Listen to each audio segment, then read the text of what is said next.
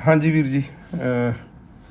ਅੱਜ ਦਾ ਜਿਹੜਾ ਅੰਗ ਹੈਗਾ ਵੀਰ ਜੀ ਇਹ 514 ਤੋਂ ਹੈ ਜੀ। ਅਗਲਾ ਹੀ ਸ਼ਲੋਕ ਹੈਗਾ। ਸ਼ਲੋਕ ਮਹੱਲਾ ਤੀਜਾ। ਵਾਹ ਵਾਹ ਤਿਸਨੂੰ ਆਖੀਐ ਜੇ ਸੱਚਾ ਗਹਿਰ ਗੰਭੀਰ। ਕੱਢ ਲਓ ਜੇ ਕਿਸੇ ਨੇ ਅੰਗ ਨੰਬਰ 514। ਇੱਕ ਮਿੰਟ। हाँ वीर जी ਇਹਦੇ ਚ ਕਹਿ ਰਹੇ ਜੀ हाँ जी ਸ਼ਲੋਕ ਮਹੱਲਾ ਤੀਜਾ। ਵਾਹ ਵਾਹ ਤਿਸ ਨੂੰ ਆਖੀ ਹੈ। ਉਹ ਕਹਿੰਦੇ ਵਾਹ ਵਾਹ ਸਿਫਤ ਸਲਾਹ ਕਿਹਦੀ ਕਰਨੀ ਹੈ? ਉਹ ਕਹਿੰਦੇ ਉਹਦੀ ਸਿਫਤ ਸਲਾਹ ਕਰੋ ਜਿਹੜਾ ਸੱਚਾ ਹੈ, ਉਹ ਗੈਰ ਗੰਭੀਰ ਹੈ, ਜਿਹੜਾ ਸਦਾ ਕਾਇਮ ਰਹਿਣ ਵਾਲਾ ਹੈ ਨਾ ਜੀ। ਤੇ ਬਹੁਤ ਗੈਰ ਗੰਭੀਰ, ਉਹ ਬਹੁਤ ਹੀ ਵੱਡੇ ਜਿਗਰੇ ਵਾਲਾ ਹੈ। ਫਿਰ ਅੱਗੇ ਕਹਿੰਦੇ ਜੀ ਵਾਹ ਵਾਹ ਤਿਸ ਨੂੰ ਆਖੀ ਹੈ ਜੇ ਗੁਣ ਦਾਤਾ ਮਤ ਧੀਰ। ਉਹਦੀ ਸਿਫਤ ਸਲਾਹ ਕਰੋ ਜਿਹੜਾ ਆਪਣੇ ਭਗਤਾਂ ਨੂੰ ਗੁਣ ਦੇਣ ਵਾਲਾ ਹੈ, ਗੁਣ ਦਾਤਾ ਹੈ, ਤੇ ਉਹ ਮਤ ਦੇਣ ਵਾਲਾ, ਜਿਹੜਾ ਅਸਲੀ ਜਿਹੜੀ ਵਿਵੇਕ ਬੁੱਧੀ ਜਿਹਨੇ ਦੇਣੀ ਹੈ, ਉਹਦੀ ਕਹਿੰਦੇ ਵਾਹ ਵਾਹ ਉਹਦੀ ਜਿਹੜੀ ਸਿਫਤ ਸਲਾਹ, ਉਹਦੀ ਭਗਤੀ ਕਰੋ। ਫਿਰ ਕਹਿੰਦੇ ਜੀ ਵਾਹ ਵਾਹ ਤਿਸ ਨੂੰ ਆਖੀ ਹੈ ਜੇ ਸਭ ਮੈਂ ਰਿਹਾ ਸਮਾਏ। ਉਹ ਕਹਿੰਦੇ ਜੀ ਉਹ ਤਾਂ ਸਾਰਿਆਂ ਦੇ ਵਿੱਚ ਸਤਿਗੁਰ ਮੇਰਾ ਸਦਾ ਸਦਾ ਨਾ ਆਵੇ ਨਾ ਜਾਏ, ਉਹ ਅਬਨਾਸੀ ਪੁਰਖ ਹੈ, ਸਭ ਮੈਂ ਰਿਹਾ ਸਮਾਏ। ਕਹਿੰਦੇ ਜਿਹੜਾ ਸਾਰਿਆਂ ਦੇ ਵਿੱਚ ਸਮਾਇਆ ਹੋਇਆ ਹੈ, ਉਹਦੀ ਤੁਸੀਂ ਸਿਫਤ ਸਲਾਹ ਕਰੋ। ਹੋਰ ਕਿਸੇ ਇੱਧਰ ਉੱਧਰ ਤੁਹਾਨੂੰ ਕਿਤੇ ਭਟਕਣ ਦੀ ਜ਼ਰੂਰਤ ਨਹੀਂ ਹੈ। ਫਿਰ ਕਹਿੰਦੇ ਜੀ ਵਾਹ ਵਾਹੋ ਤਿਸ ਨੂੰ ਆਖੀ ਹੈ ਜੇ ਦਿੰਦਾ ਰਿਜ਼ਕ ਸਬਾਹੀ। ਕਹਿੰਦੇ ਉਹਦੀ ਕਰੋ ਨਾ ਜਿਹੜਾ ਸਾਰਿਆਂ ਨੂੰ ਸਰਵ ਵਿਆਪਕ ਹੈ, ਸਾਰੇ ਜੀਆਂ ਦੇ ਵਿੱਚ ਹੈ, ਤੇ ਸਾਰਿਆਂ ਨੂੰ ਰਿਜ਼ਕ ਦੇ ਰਿਹਾ ਵੀਰ ਜੀ। ਫਿਰ ਕਹਿੰਦੇ ਜੀ ਵਾਹ ਅੱਗੇ ਆ ਗਿਆ ਜੀ ਨਾਨਕ ਵਾਹ ਵਾਹ ਇੱਕੋ ਕਰ ਸਾਲਾਹੀ ਹੈ, ਇੱਕੋ ਕਰ ਸਾਲਾਹੀ ਹੈ ਜਿਸ ਜੇ ਸਤਿਗੁਰ ਦੀਆ ਦਿਖਾਏ। ਕਹਿੰਦੇ ਉਹਦੀ ਵਾਹ ਵਾਹ ਕਰੋ। ਉਹ ਤੁਹਾਨੂੰ ਜਿਹੜੀ ਵਾਹ ਵਾਹ ਕਰਨ ਦਾ ਜਿਹਨੇ ਬਲ ਬਖਸ਼ਿਆ, ਉਹ ਸਤਿਗੁਰ ਤੋਂ ਉਹਨੇ ਤੁਹਾਨੂੰ ਗੁਰੂ ਦੇ ਨਾਲ ਲੜ ਲਾ ਕੇ, ਤੇ ਉਹਦੇ ਥਰੂ ਤੁਹਾਨੂੰ ਉਹਨੇ ਦਰਸ਼ਨ ਕਰਾਏ, ਉਹਨੇ ਦੱਸਿਆ, ਰਸਤਾ ਦੱਸਿਆ ਬ੍ਰਹਮ ਗਿਆਨੀਆਂ ਤੋਂ, ਗੁਰਮੁਖਾਂ ਤੋਂ, ਕਿ ਵੀ ਉਹ ਜਿਹੜੇ ਜਾਂ ਗੁਰੂਆਂ ਤੋਂ, ਉਹਨਾਂ ਦੇ ਨਾਲ ਲੱਗ ਕੇ ਉਹਨਾਂ ਤੋਂ ਗੁਣ ਲੈ ਕੇ ਉਹ ਉਸ ਜਿਹੜਾ ਸਤਿਗੁਰ ਨੇ ਜਿਹੜਾ ਤੁਹਾਡਾ ਦਰਸ਼ਨ ਕਰਵਾਇਆ, ਕਹਿੰਦੇ ਉਹਦੇ ਨਾਲ ਤੁਸੀਂ ਉਸ ਪ੍ਰਮਾਤਮਾ ਦੀ ਜਿਸ ਤਰੀਕੇ ਨਾਲ ਉਹਨਾਂ ਨੇ ਤੁਹਾਨੂੰ ਵਿਧੀ ਦੱਸੀ, ਉਹਦੇ ਨਾਲ ਤੁਸੀਂ ਉਹਦੀ ਵਾਹ ਵਾਹ ਕਰੋ ਜੀ ਵੀਰ ਜੀ। ਹਾਂਜੀ ਠੀਕ ਹੈ ਜੀ। ਸਾਧ ਸੰਗਤ ਜੀ ਦੇਖੋ ਇੱਥੇ ਕੀ ਕਹਿ ਰਹੇ ਨੇ ਕਿ ਵਾਹ ਵਾਹ ਤਿਸ ਨੂੰ ਆਖੀਏ ਜਿਹੜਾ ਸੱਚਾ ਹੈ ਤੇ ਗੈਰ ਗੰਭੀਰ ਹੈ। ਇੱਥੇ ਭਗਤੀ ਦੀ ਗੱਲ ਕੀਤੀ ਗਈ ਹੈ ਕਿ ਜੇ ਭਗਤੀ ਕਰਨੀ ਹੈ ਤੇ ਉਹ ਸੱਚ ਦੀ ਕਰਨੀ ਹੈ, ਕਿਉਂਕਿ ਉਹੀ ਇਕੱਲਾ ਗੰਭੀਰ ਹੈ। ਬਾਕੀ ਆਪ ਜਾਣਦੇ ਜੋ ਮਨੁੱਖ ਦੇ ਵੱਸ ਦੀ ਗੱਲ ਨਹੀਂ ਹੈ। ਆਪਣੀ ਵੱਧ ਤੋਂ ਵੱਧ ਕਿੰਨੀ ਕੁ ਉਡਾਰੀ ਹੈ, ਬਹੁਤ ਲਿਮਟਿਡ ਹੈ। ਹਾਂ ਆਪਾਂ ਆਪਣੇ ਕੋਲ ਬਹੁਤੀ ਪਾਵਰ ਨਹੀਂ ਹੈ, ਮਨੁੱਖ ਦੇ ਅੰਦਰ ਇੰਨੀ ਪਾਵਰ ਹੀ ਨਹੀਂ। ਕਈ ਲੋਕ ਮਨੁੱਖਾਂ ਦੀ ਭਗਤੀ ਕਰੀ ਜਾਂਦੇ ਆ। ਇੱਥੇ ਸਾਡੇ ਅੰਮ੍ਰਿਤਸਰ ਇੱਕ ਮਾਡਲ ਟਾਊਨ ਗੁਰਦੁਆਰਾ ਵਾ, ਮੰਦਿਰ ਹੈ ਇਹਨਾਂ ਦਾ। ਉੱਥੇ ਇੱਕ ਲੇਡੀਜ਼ ਉਹ ਉੱਥੇ ਮਤਲਬ ਸੇਵਾ ਸੁਵਾ ਕਰਦੇ ਸਨ, ਤੇ ਬਾਅਦ ਦੇ ਵਿੱਚ ਉਹਨਾਂ ਨੇ ਕੀਤਾ ਕਿ ਉਹ ਮਾਤਾ ਦੀ ਇੱਕ ਮੂਰਤੀ ਬਣਾਤੀ ਹੈ। ਤੇ ਹੁਣ ਜ਼ਿਆਦਾਤਰ ਜਿਹੜੇ ਲੋਕ ਨੇ ਵੇਖਿਆ ਵਾ ਕਿ ਉੱਥੇ ਉਹ ਮਾਤਾ ਦੀ ਪੂਜਾ ਕਰੀ ਜਾਂਦੇ ਨੇ। ਉਹ ਮਤਲਬ ਜ਼ਿਆਦਾਤਰ ਜਿਹੜਾ ਸੰਸਾਰ ਦਾ ਜਿਹੜਾ ਲੀਡਰ ਹੈ ਨਾ, ਉਹ ਬੰਦੇ ਨੂੰ ਜੜ ਦੇ ਨਾਲ ਜੋੜ ਕੇ ਉਹਦਾ ਸ਼ੋਸ਼ਣ ਕਰਨਾ ਚਾਹੁੰਦਾ ਹੈ। ਕਿਉਂਕਿ ਜੜ ਦੀ ਭਗਤੀ ਕਰਨੀ ਬਹੁਤ ਆਸਾਨ ਹੈ। ਤੁਸੀਂ ਕਿਸੇ ਨੂੰ ਇੱਕ ਫੋਟੋ ਦੇ ਦਿਓ, ਉਹਦੇ ਲਈ ਉਹਨੂੰ ਰੱਬ ਮੰਨਣਾ ਬੜਾ ਆਸਾਨ ਹੈ। ਕੋਈ ਮੂਰਤੀ ਬਣਾ ਦਿਓ, ਕੋਈ ਧਾਰਮਿਕ ਸਥਾਨ ਬਣਾ ਦਿਓ, ਬਹੁਤ ਈਜ਼ੀ। ਜ਼ਿਆਦਾਤਰ ਜੀਵ ਜਿਹੜਾ ਹੈ ਨਾ ਇਸ ਕਾਰਨ ਭਟਕ ਰਿਹਾ। ਤੁਸੀਂ ਵੇਖੋ ਦੇਵੀ ਦੇਵਤੇ ਆਪਣੇ ਗੁਰੂਆਂ ਦੇ ਨਾਮ ਹੀ ਲਾ ਲਓ, ਇੱਥੇ ਵੇਖੋ ਇਹਨਾਂ ਦੀ ਪੂਜਾ ਕਰਦੇ ਨੇ ਲੋਕ, ਭਗਤੀ ਕਰੀ ਜਾਂਦੇ ਨੇ। ਜੇ ਕੋਈ ਤੀਰਥ ਸਥਾਨ ਹੈ, ਉੱਥੇ ਪ੍ਰਮਾਤਮਾ ਦੇ ਗੜੀ ਅਰਦਾਸ ਨਹੀਂ ਹੁੰਦੀ, ਗੁਰੂ ਦੇ ਗੜੀ ਅਰਦਾਸ ਕਰ ਦਿੰਦੇ ਆ। ਇਹ ਚੀਜ਼ਾਂ ਆਪਨੇ ਇਹ ਨਹੀਂ ਸੋਚਣਾ ਕਿ ਮੈਂ ਕਿਸੇ ਦੇ ਬਰਖਲਾਫ ਹਾਂ। ਅਸਲ ਦੇ ਵਿੱਚ ਜਿਹੜੀ ਅਰਦਾਸ ਹੈ ਉਹ ਪ੍ਰਮਾਤਮਾ ਦੇ ਗੜੀ ਕਰਨੀ ਹੈ। ਪਰ ਉਹਦੇ ਵਿੱਚ ਫਿਰ ਉਹ ਚੀਜ਼ ਨੂੰ ਚੇਂਜ ਕਰ ਦਿੰਦੇ ਨੇ। ਗੁਰਬਾਣੀ ਦੇ ਵਿੱਚ ਜਿਹੜੀ ਵੇਖੋ ਜਿੰਨੀ ਵੀ ਬਾਣੀ ਲਿਖੀ ਹੈ ਨਾ, ਕੇਵਲ ਪ੍ਰਮਾਤਮਾ ਦੀ ਗੱਲ ਕੀਤੀ ਗਈ ਹੈ। ਹੁਣ ਵੀ ਉਹ ਕਹਿੰਦੇ ਨੇ ਕਿ ਜਿਹੜਾ ਸੱਚਾ ਹੈ, ਸੱਚੇ ਦਾ ਮਤਲਬ ਇਹ ਨਹੀਂ ਹੁੰਦਾ ਕਿ ਬੰਦਾ ਕੋਈ ਵੀ ਸੱਚਾ ਹੋ ਸਕਦਾ ਹੈ, ਪਰ ਜਦੋਂ ਭਗਤੀ ਦੀ ਗੱਲ ਚੱਲਣੀ ਹੈ ਤੇ ਤੁਹਾਨੂੰ ਪ੍ਰਮਾਤਮਾ ਦੀ ਹੀ ਭਗਤੀ ਕਰਨੀ ਪੈਣੀ। ਤੁਸੀਂ ਕਿਸੇ ਦੀ ਵੀ ਭਗਤੀ ਕਰੋਗੇ ਤੁਹਾਡੇ ਜੀਵਨ ਦੇ ਵਿੱਚ ਉਚਾਈ ਨਹੀਂ ਆ ਸਕਦੀ। ਕਿਰਨ ਹੈ ਉਹ ਪ੍ਰਮਾਤਮਾ ਤੋਂ ਆਈ ਹੋਈ ਇੱਕ ਕਿਰਨ ਹੈ, ਪ੍ਰਮਾਤਮਾ ਨਹੀਂ ਆ। ਤੁਰੀਆ ਅਵਸਥਾ ਜਿਹੜੀ ਹੈ ਸਭ ਤੋਂ ਉੱਚੀ ਅਵਸਥਾ ਹੈ। ਜਾਗਰਤ ਸਪਨ ਸੁਖਾਪਤੀ ਤੇ ਤੁਰੀਆ।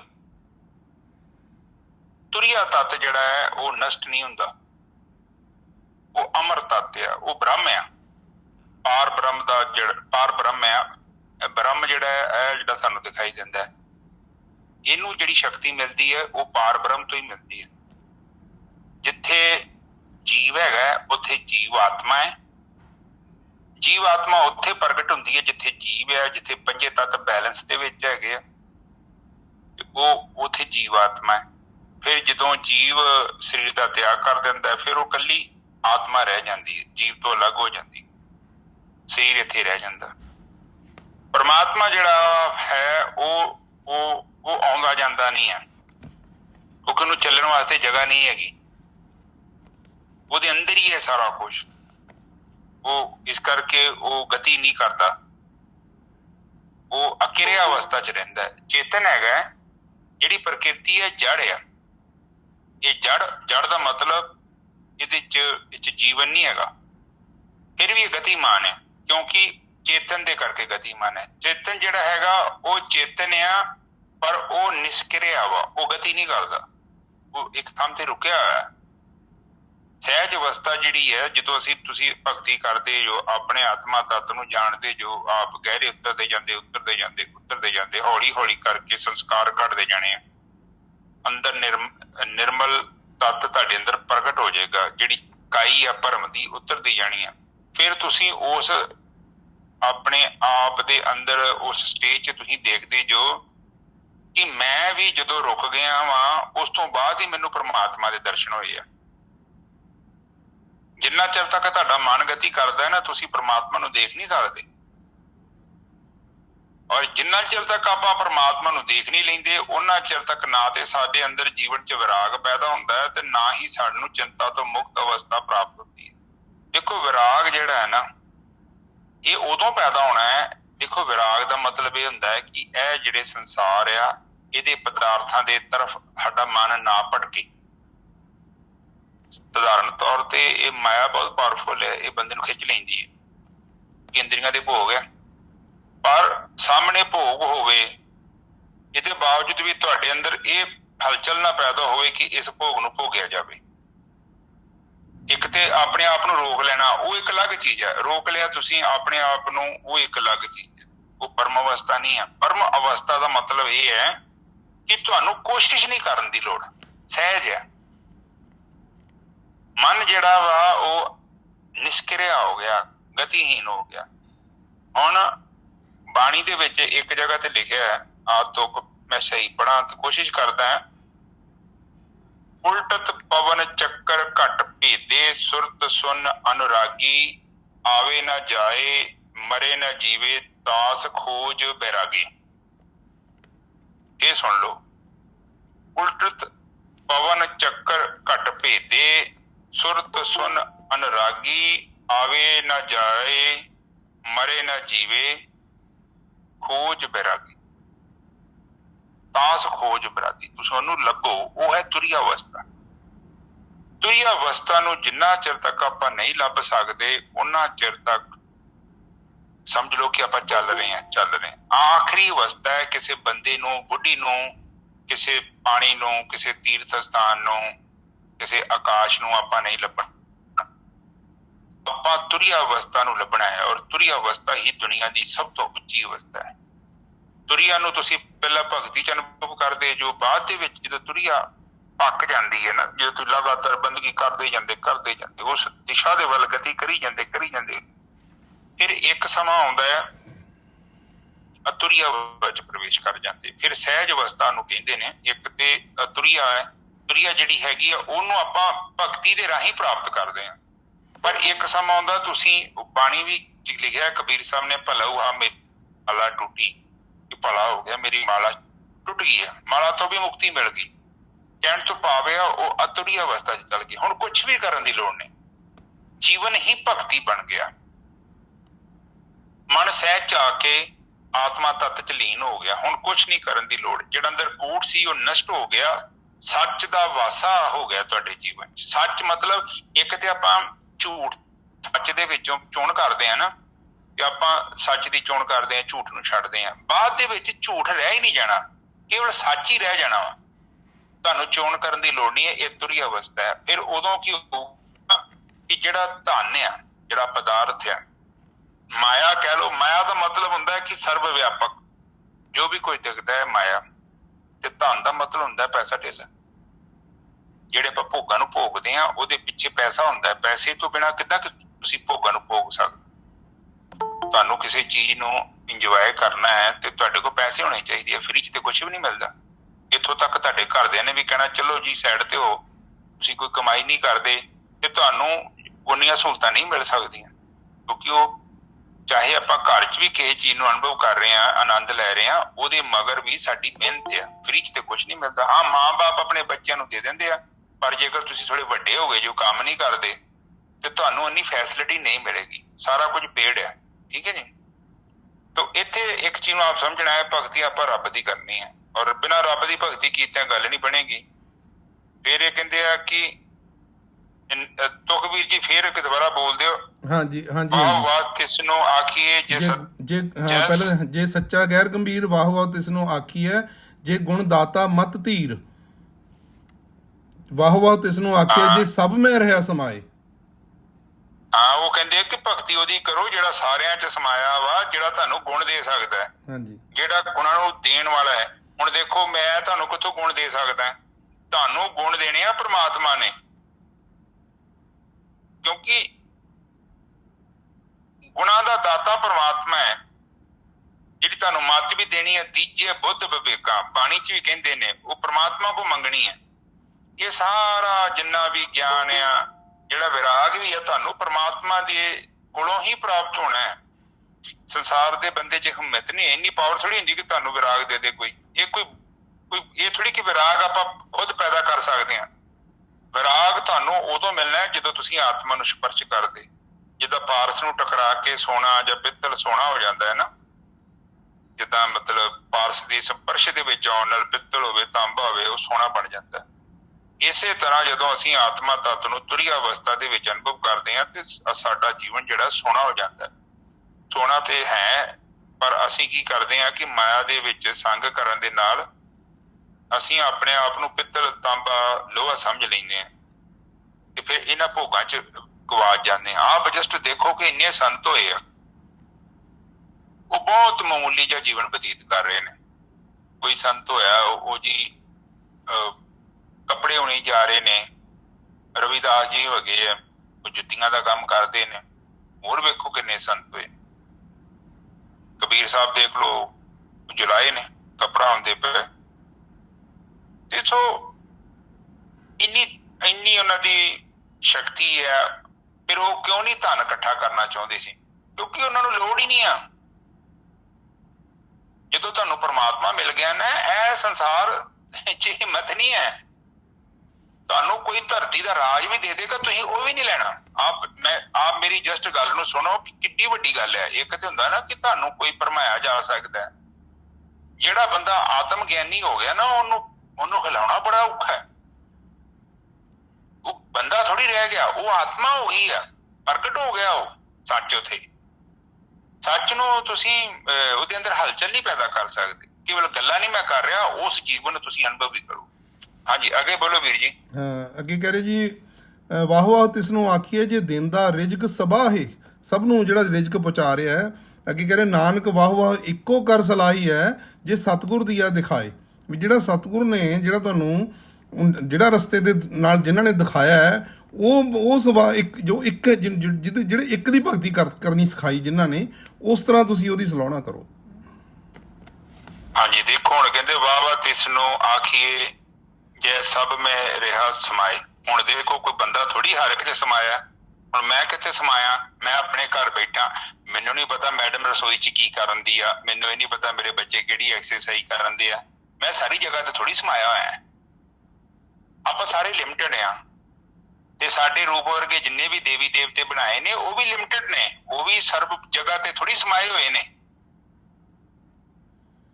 ਇਹ ਜਿਹੜਾ ਭਰਮ ਪਾ ਦਿੰਦੇ ਨੇ ਲੋਕੀ, ਕਹਿੰਦੇ ਨੇ ਕਿ ਅੰਧ ਵਿਸ਼ਵਾਸ ਕਰ ਲਓ। ਅੰਧ ਵਿਸ਼ਵਾਸ ਦਾ ਮਤਲਬ ਕਿ ਬਿਲੀਵ ਕਰੋ ਜੀ ਇਹ ਹੈਗਾ ਰੱਬ, ਇਹ ਕਿਸੇ ਦੀ ਮੂਰਤੀ ਬਣਾਤੀ, ਕਿਸੇ ਦੀ ਫੋਟੋ ਬਣਾਤੀ, ਕੋਈ ਧਾਰਮਿਕ ਸਥਾਨ ਬਣਾਤਾ। ਤੇ ਦੇਖੋ ਪ੍ਰਮਾਤਮਾ ਹੀ ਤੇ ਹੈਗਾ, ਧਾਰਮਿਕ ਸਥਾਨ 'ਚ ਕੋਈ ਪ੍ਰਮਾਤਮਾ ਜ਼ਿਆਦਾ ਥੋੜੀ ਰਹਿ ਸਕਦਾ ਹੈ। ਤੇ ਜੇ ਉੱਥੇ ਰਹਿੰਦਾ ਜ਼ਿਆਦਾ ਹੈ, ਇੱਥੇ ਬਾਹਰ ਘੱਟ ਹੈ, ਤੇ ਫਿਰ ਮੈਂ ਸਮਝਦਾ ਕੋਈ ਪ੍ਰਮਾਤਮਾ ਨਹੀਂ ਹੋਵੇਗਾ, ਉਹ ਕਿਸੇ ਸਧਾਰਨ ਇਨਸਾਨ ਹੀ ਹੋਵੇਗਾ ਸਾਡੇ ਵਰਗਾ ਜਿਹੜਾ ਇੱਕ ਜਗ੍ਹਾ ਤੇ ਮੌਜੂਦ ਹੈ। परमात्मा सर्वव्यापक शक्ति है, सब में रिहा समाए, सब दे अंदर समाया किहड़ा है रब ही है। फिर कहते वाह वाह तिसनूं आखिए जे जे दिंदा रिजक सबाए, सबाए का मतलब सारे रिजक दिंदा, वो भंडारी है, ਉਹਦੇ ਕੋਲ शक्ति हैगी है भंडारी। एक लावे दीवान, ये तीन शक्तियां दे नाल ये संसार चलदा है। एक शक्ति पैदा करदी, दूजी शक्ति जिहड़ी आ वो नष्ट कर दिंदी है जीव नूं। इन्हां दोनों दे विच जिहड़ी एक शक्ति है भंडारी है जिहड़ा रिजक ही दिंदा। सो ये तीनों दे विच जिहड़ा काम करदा है वो रिजक दिंदा है। वो कंट्रोल किहदा है? वो परमात्मा दा। परमात्मा ने इहदी हुक्म लाया, बाणी कहंदी हुक्म अंदर सब को बाहर हुक्म ना कोई, मतलब कि ये जिहड़ियां शक्तियां है हुक्म दे अंदर है ते बाहर नहीं है हुक्म दे। देखो मैं बड़ी चंगी तरह ना सच नूं बहुत परखिया। मैं तुहाडे नाल जिन्ना भी अपना अनुभव साझा करदा ना, ये केवल मेरियां गल्लां नहीं, मैं उहनूं चक के भी करदा रहिना। बहुत पावरफुल है, बहुत पावरफुल। और उत्थे साडा फर्ज भी बनदा है। देखो ये पता की हुंदा, सच नूं भी, सच दा भी इम्तिहान हुंदा है, पर मैं वेखदा वां वो हमेशा ही उत्थे मौजूद है। सच ते रहिंदा ही है। सच किते नहीं चाहुंदा कि तुहाडे मोढे लग जाण। सच जेकर तुहानूं किसी जगह तो रोकना चाहुंदा है ते तुसीं गलत चीज़ नूं प्राप्त करना चाहुंदे जो, ते कुदरत की करदी तुहानूं उत्थे जाण नहीं दिंदी कई वारी। ते कई वारी तुहाडी जे मंशा पूरी हो गई है ते समझ लो कि वो मतलब ਉਹਦੇ ਪਿੱਛੇ ਤੁਹਾਡਾ ਕੋਈ ਹੱਥ ਹੈ ਜਾਂ ਤੁਸੀਂ ਬਹੁਤ ਵੱਡੇ ਲੈਵਲ ਤੇ ਕੋਸ਼ਿਸ਼ ਕੀਤੀ ਆ। ਪਰ ਜ਼ਿਆਦਾਤਰ ਕੁਦਰਤ ਸਾਨੂੰ ਮਤਲਬ ਬਚਾਉਂਦੀ ਹੈ, ਸਾਨੂੰ ਗਲਤ ਰਸਤੇ ਤੋਂ ਜਾਣ ਤੋਂ ਰੋਕਦੀ ਹੈ। ਔਰ ਜੇਕਰ ਤੁਹਾਡੀ ਜ਼ਿੰਦਗੀ 'ਚ ਕੁਝ ਕੰਮ ਨਹੀਂ ਹੋਏ ਨਾ ਤੇ ਇਹ ਸਮਝੋ ਕਿ ਉਹਦੇ 'ਚ ਤੁਹਾਡਾ ਭਲਾ ਹੈ। ਇਹ ਚੀਜ਼ ਸੋਚ ਕੇ ਚੱਲਣਾ, ਇਹਦੇ ਨਾਲ ਜੀਵਨ ਥੋੜਾ ਸੌਖਾ ਹੋ ਜਾਊਗਾ। ਹੁਣ ਆ ਕਹਿੰਦੇ ਨੇ ਕਿ ਨਾਨਕ वाह वाह एको कह कर सलाहे जे सतगुर दिया दिखाए। हुण सतगुर का मतलब यो ही है कि जो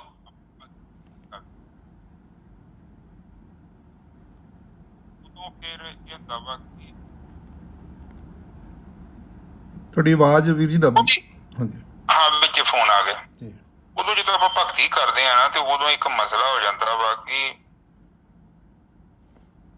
दिशा सही होनी जरूरी है।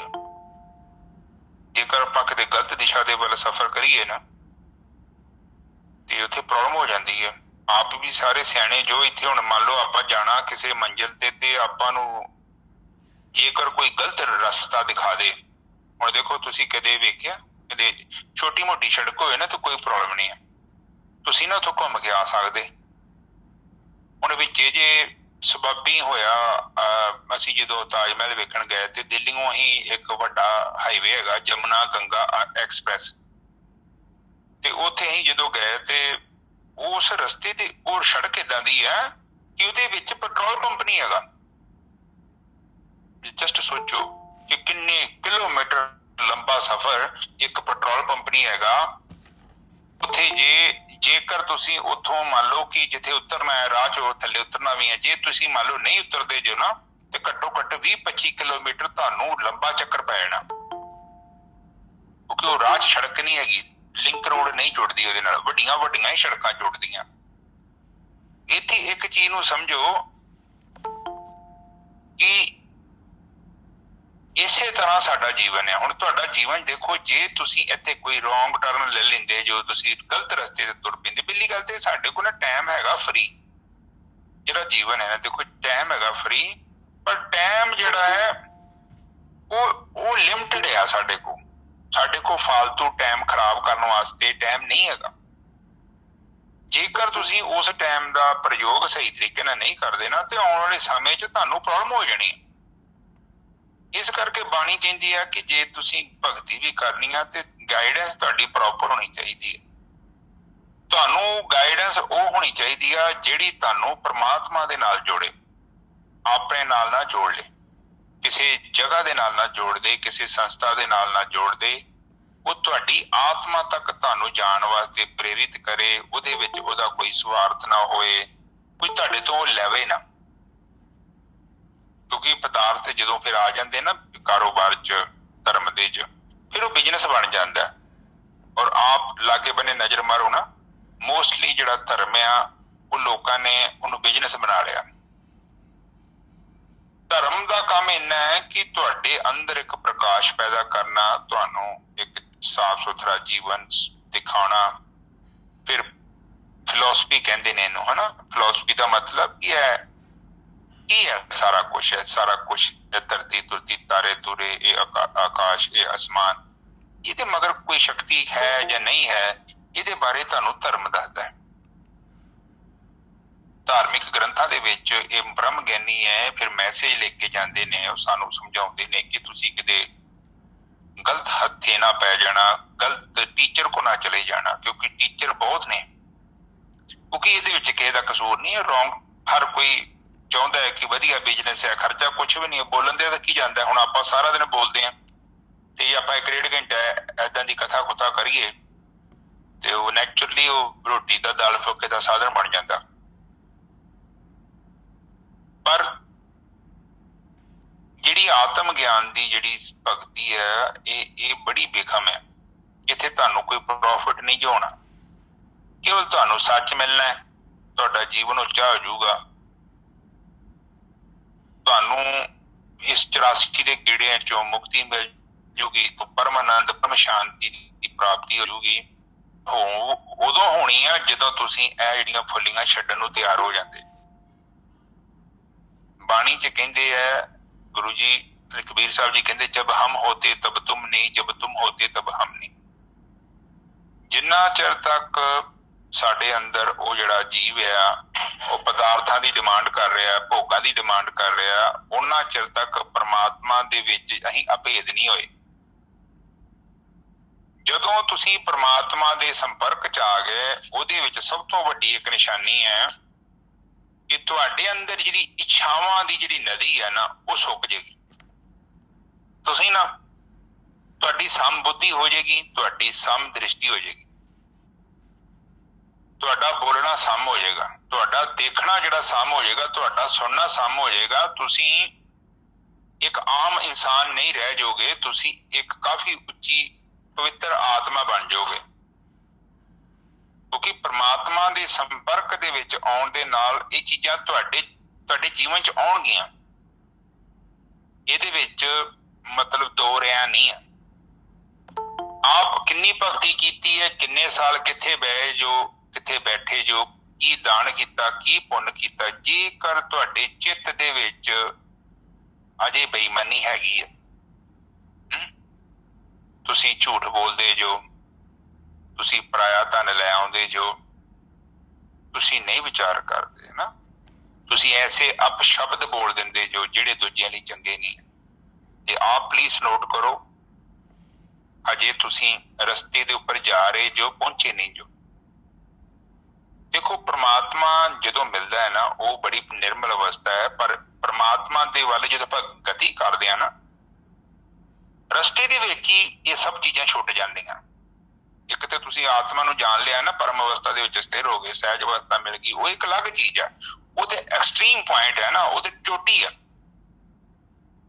ਪਰ ਉੱਥੋਂ ਤੱਕ ਪਹੁੰਚਣ ਦੇ ਲਈ ਜਿਹੜਾ ਰਸਤਾ ਹੈ ਨਾ, ਜਿਹੜਾ ਰਾਹ ਦੇ ਵਿੱਚ ਰਸਤਾ ਹੈ, ਉਹਦੇ ਵਿੱਚ ਇਹ ਚੀਜ਼ਾਂ ਮਾਈਲਸਟੋਨ ਹੈਗੇ ਆ।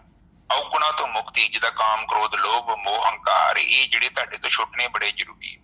ਪਰਾਈ ਨਿੰਦਿਆ, ਈਰਖਾ, ਇਹ ਦਵੈਸ਼, ਇਸ ਤੁਹਾਡੇ ਤੋਂ ਅਲੱਗ ਹੋਣੇ ਬੜੇ ਜ਼ਰੂਰੀ ਹੈ। ਜੇ ਨਹੀਂ ਅਲੱਗ ਹੋ ਰਹੇ, ਉਹ ਤੁਸੀਂ ਕਿੰਨੇ ਪਾਠ ਪੜ੍ਹੇ, ਤੁਸੀਂ ਕਿੱਥੇ ਗੁਰਦੁਆਰੇ ਗਏ, ਤੁਸੀਂ ਮੰਦਿਰ ਗਏ, ਤੁਸੀਂ ਮਸਜਿਦ 'ਚ ਗਏ, ਤੁਸੀਂ ਕਿੰਨਾ ਦਾਨ ਕੀਤਾ, ਇਹਦਾ ਮਤਲਬ ਜੇ ਪ੍ਰੋਗਰੈਸ ਨਹੀਂ ਹੋ ਰਹੀ।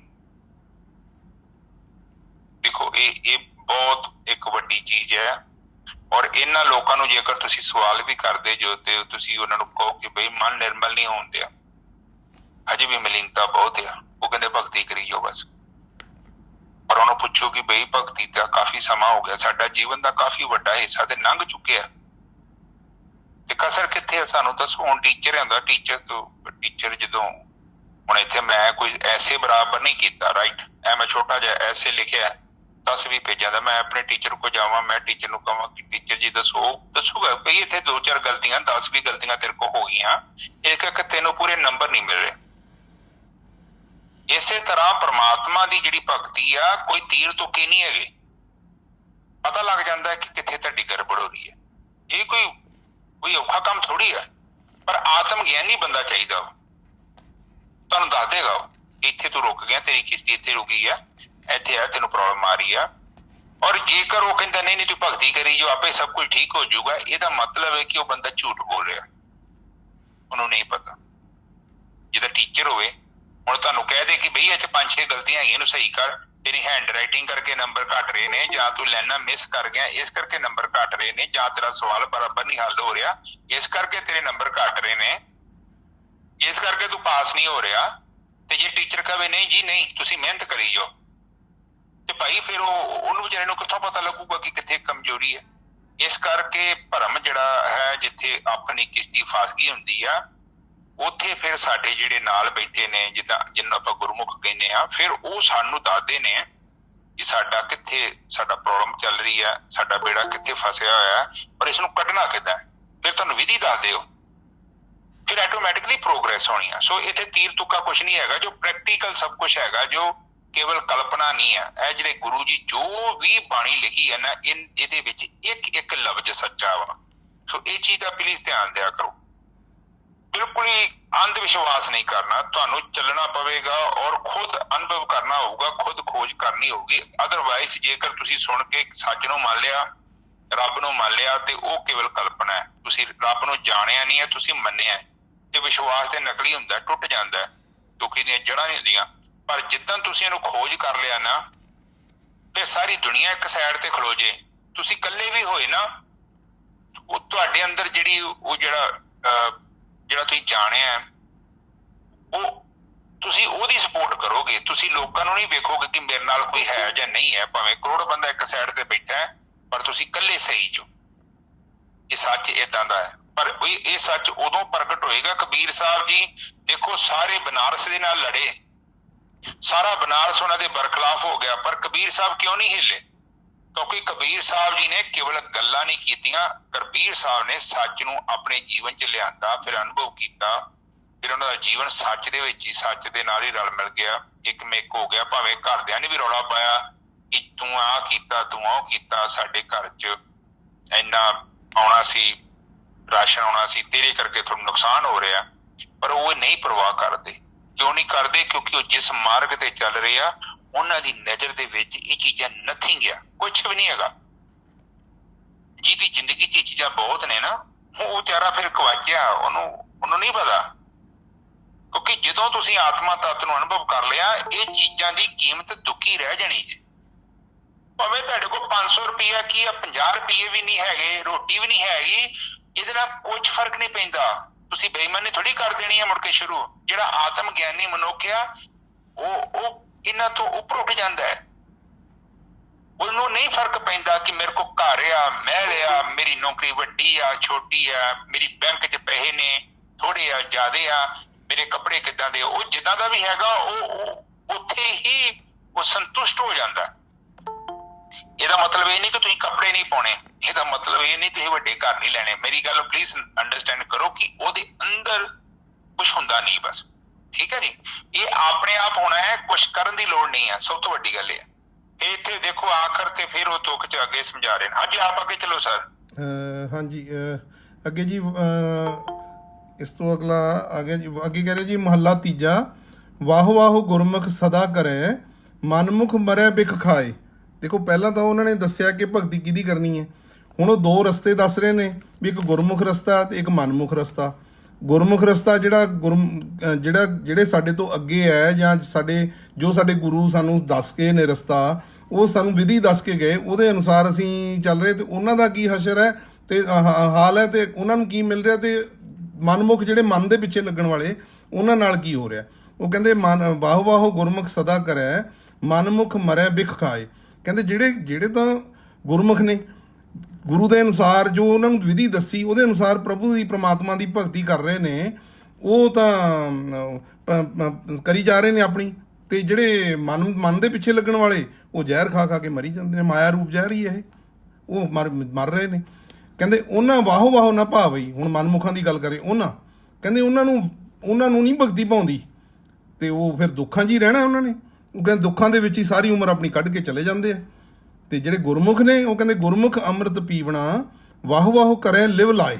ਉਹ ਕਹਿੰਦੇ ਉਹਨਾਂ ਦੀ ਲਿਵ ਲੱਗ ਜਾਂਦੀ ਹੈ, ਤੇ ਉਹ ਜਿਹੜਾ ਜੋ ਵੀ ਖਾਣਾ ਪੀਣਾ ਉਹਨਾਂ ਦਾ, ਉਹ ਅੰਮ੍ਰਿਤ ਹੀ ਪੀਂਦੇ ਆ। ਉਹ ਭਾਵ ਕਹਿੰਦੇ ਕਿ ਉਹ ਜਿਹੜਾ ਉਹਨਾਂ ਦਾ ਜੀਵਨ ਹੀ ਹੈ ਜਿਹੜਾ ਅੰਮ੍ਰਿਤ ਹੋ ਜਾਂਦਾ, ਉਹ ਤੇ ਪ੍ਰਮਾਤਮਾ ਦੇ ਅੰਦਰ ਹੀ ਉਹ ਸੁਰਤੀ ਜਿਹੜੀ ਜੁੜੀ ਰਹਿੰਦੀ ਹੈ, ਲਿਵ ਲੱਗੀ ਰਹਿੰਦੀ ਹੈ। ਫਿਰ ਉਹ ਕਹਿੰਦੇ ਨਾਨਕ ਵਾਹੋ ਵਾਹੋ ਕਰੇ ਸੇ ਜਨ ਨਿਰਮਲੇ। ਜਿੱਦਾਂ ਆਉਂਦਾ ਨਾ ਜੀ, ਉਹ ਕਬੀਰ ਮਨ ਨਿਰਮਲ ਭਇਆ, ਜੈਸੇ ਗੰਗਾ ਨੀਰ ਪਾਛੇ ਲਾਗੇ ਹਰ ਫਿਰੇ, ਕਹਿਤ ਕਬੀਰ। ਉਹ ਕਹਿੰਦੇ ਨਾਨਕ ਵਾਹੋ ਵਾਹੋ ਕਰੇ ਸੇ ਜਨ ਨਿਰਮਲੇ। ਉਹਦੇ ਨਾਲ ਹੋਏਗਾ ਕਿ ਐਦਾਂ ਨਿਰਮਲ ਹੋ ਜਾਣਗੇ ਕਿ ਤ੍ਰਿਭਵਨ ਸੋਝੀ ਪਾਏ। ਕਹਿੰਦੇ ਵੀ ਉਹ ਤ੍ਰਿਭਵਨ ਦੀ ਸਭ ਪੂਰੇ ਜਿਹੜੇ ਧਰਤ ਪਤਾਲ ਆਕਾਸ਼, ਪੂਰੇ ਤ੍ਰਿਭਵਨ ਦੀ ਉਹਨਾਂ ਨੂੰ ਸਾਰੀ ਸੋਝੀ ਪੈ ਜਾਏਗੀ ਜੀ ਵੀਰ ਜੀ। ਹਾਂਜੀ, ਦੇਖੋ ਫਿਰ ਉਹ ਕਹਿ ਰਹੇ ਨੇ ਕਿ ਵਾਹੋ ਵਾਹੋ ਗੁਰਮੁਖ ਸਦਾ ਕਰੇ ਮਨਮੁਖ ਕਰੇ। ਉਹ ਕਹਿੰਦੇ ਪ੍ਰਮਾਤਮਾ ਦੀ ਭਗਤੀ ਕੌਣ ਕਰਦਾ ਹੈ? ਗੁਰਮੁਖ ਕਰਦਾ ਹੈ। ਤੇ ਮਨਮੁਖ ਹੀ ਕਰਦਾ, ਉਹ ਬਿਖ ਖਾਂਦਾ, ਉਹ ਭਗਤੀ ਨਹੀਂ ਕਰਦਾ। ਉਹ ਕੀ ਕਰਦਾ, ਉਹਦੀ ਜ਼ਿੰਦਗੀ ਦੇ ਵਿੱਚ ਕੇਵਲ ਮਕਸਦ ਆ ਸਰੀਰ ਦੀਆਂ ਜ਼ਰੂਰਤਾਂ ਦੀ ਪੂਰਤੀ ਕਰ। ਦੇਖੋ ਤੁਸੀਂ ਸੰਸਾਰ ਤੇ ਆਏ ਜੋ, ਤੇ ਜੇਕਰ ਕੇਵਲ ਸਾਨੂੰ ਇੰਨੀ ਚਿੰਤਾ ਹੈ ਮੇਰਾ ਘਰ ਬਾਰ ਬਣ ਜੇ, ਮੇਰੀ ਪੈਲੀ ਵੱਧ ਜੇ, ਮੇਰੇ ਬੱਚਿਆਂ ਨੂੰ ਕੁਝ ਪਲਾਟ ਲੈ ਕੇ ਦੇ ਦਿਓ, ਕੋਠੀ ਲੈ ਕੇ ਦੇ ਦਿਓ, ਬੈਂਕਾਂ 'ਚ ਪੈਸੇ ਜਮਾ ਕਰਾ ਦਿਓ, ਤੇ ਬਸ ਚੱਲ ਜਾਓ ਸੰਸਾਰ ਤੋਂ, ਫਿਰ ਕੀ ਜੀਵਨ ਦਾ ਮਕਸਦ? ਫਿਰ ਤੇ ਇੱਕ ਜਾਨਵਰ ਲੈਵਲ ਦਾ ਜੀਵਨ ਹੈ ਨਾ। ਜਾਨਵਰੀ ਤੇ ਇਹੋ ਕੁਝ ਕਰ ਰਹੇ, ਜਾਨਵਰੀ ਤੇ ਬੱਚੇ ਪਾਲਦੇ ਹੀ ਆ। ਤੁਸੀਂ ਵੇਖੋ ਤੁਹਾਡੇ ਤੋਂ ਵਧੀਆ ਪਾਲਦੇ ਪਏ, ਫਿਰ ਕੋਈ ਮਨੁੱਖਾਂ ਵਾਲਾ ਕੰਮ ਤੇ ਕੋਈ ਨਾ ਹੋਇਆ। ਇਹ ਫਿਰ ਕਹਿੰਦੇ ਜੇ ਕੋਈ ਏਦਾਂ ਦਾ ਜੀਵਨ ਬਤੀਤ ਕਰ ਰਿਹਾ, ਕਹਿੰਦੇ ਉਹ ਬੇਕੀ ਖਾ ਰਿਹਾ, ਕਿਉਂਕਿ ਉਹਨੇ ਪ੍ਰਮਾਤਮਾ ਦੇ ਬਾਰੇ ਕੋਈ ਸੋਚਿਆ ਨਹੀਂ, ਨਾ ਗ੍ਰੰਥਾਂ 'ਚ ਪੜ੍ਹਿਆ। ਜੇ ਪੜ੍ਹਿਆ ਹੀ ਹੈ ਤੇ ਉਹ ਪਾਠ ਕਰਕੇ ਘਰ ਨੂੰ ਆ ਜਾਂਦਾ ਹੈ। ਹੁਣ ਕਈ ਕਹਿੰਦੇ ਉਹ 5 ਬਾਣੀਆਂ ਦਾ ਪਾਠ ਕਰੀ ਜਾਂਦੇ ਆ। ਠੀਕ ਹੈ, 5 ਬਾਣੀਆਂ ਦਾ ਪਾਠ ਤੇ ਕਰ ਲਓ, ਪਰ ਬਾਣੀ ਤੇ ਚੱਲਣ ਵਾਸਤੇ, ਕਰਨ ਵਾਸਤੇ, ਕੁਛ ਗਤੀ ਕਰਨ ਵਾਸਤੇ ਕਹਿ ਰਹੀ ਹੈ। ਇਹਦੇ ਪੜ੍ਹਨ ਪੁੜਨ ਦੀ ਤੇ ਗੱਲ ਕੋਈ ਹੋਈ ਨਹੀਂ। ਆ ਤੇ ਸਾਰੀਆਂ ਗੱਲਾਂ ਕੀਤੀਆਂ ਹੋਈਆਂ ਨੇ, ਦੱਸੀਆਂ ਹੋਈਆਂ ਨੇ ਕਿ ਗੁਰਮੁਖ ਕੀ ਕਰੂਗਾ ਤੇ ਉਹਨੂੰ ਕੀ ਹੋਊਗਾ, ਮਨਮੁਖ ਕੀ ਕਰਦਾ ਹੈ। ਇਹ ਤਾਂ ਗੱਲਾਂ ਦੱਸੀਆਂ ਨੇ। ਹੁਣ ਇਹ ਗੱਲ ਮੈਂ ਪੜ੍ਹੀ ਜਾਵਾਂ, ਵਾਹ ਵਾਹ ਗੁਰਮੁਖ ਸਦਾ ਕਰ, ਮਨਮੁਖ ਮਰੇ ਬਿਖ ਖਾਏ, ਇਹਨੂੰ ਬਾਰ-ਬਾਰ ਪੜ੍ਹਨ ਦੇ ਨਾਲ ਮੈਨੂੰ ਕੀ ਪ੍ਰਾਪਤ ਹੋਏਗਾ? ਪਰ ਉਹ ਜੇ ਮੈਨੂੰ ਸਮਝਾਂ ਤੇ ਉਹ ਬਾਣੀ ਤੇ ਇਹ ਕਹਿੰਦੀ ਹੈ ਕਿ ਮਨਮੁਖ ਜਿਹੜਾ ਵਾ ਉਹ ਬਿਖ ਖਾਂਦਾ ਹੈ। ਬਿਖ ਦਾ ਮਤਲਬ ਉਹ ਮਾਇਆ ਦੇ ਨਾਲ ਲਿਪਟਿਆ ਹੋਇਆ। ਤੇ ਗੁਰਮੁਖ ਕੀ ਕਰਦਾ? ਉਹ ਕਹਿੰਦੇ ਪ੍ਰਮਾਤਮਾ ਦੀ ਭਗਤੀ ਕਰ ਰਿਹਾ। ਠੀਕ ਹੈ, ਸਦਾ ਕਿਹਾ, ਸਦਾ ਕਰੇ। ਅਗਲੀ ਤੁਕ ਚ ਫਿਰ ਵੇਖੋ, ਉਹਨਾਂ ਵਾਹ ਨਾ ਭਾਵਣੀ ਭਾਵੇ, ਦੁੱਖ ਵਿਹਾਏ। ਦੁੱਖੇ ਦੁੱਖ ਵਿਹਾਏ। ਉਹਨਾਂ ਨੂੰ ਪ੍ਰਮਾਤਮਾ ਦੀ ਭਗਤੀ ਬਿਲਕੁਲ ਚੰਗੀ ਨਹੀਂ ਲੱਗਦੀ। ਤੁਸੀਂ ਕਹੋ ਕਿ ਆਜੋ ਬੰਦਗੀ ਕਰ ਲਓ, ਉਹ ਕਹਿੰਦੇ ਨਹੀਂ, ਛੱਡੋ ਖੜਾ, ਮੱਥਾ ਟੇਕ ਆਏ ਮੰਦਿਰ 'ਚ, ਗੁਰਦੁਆਰੇ 'ਚ ਮੱਥਾ ਟੇਕਿਆ।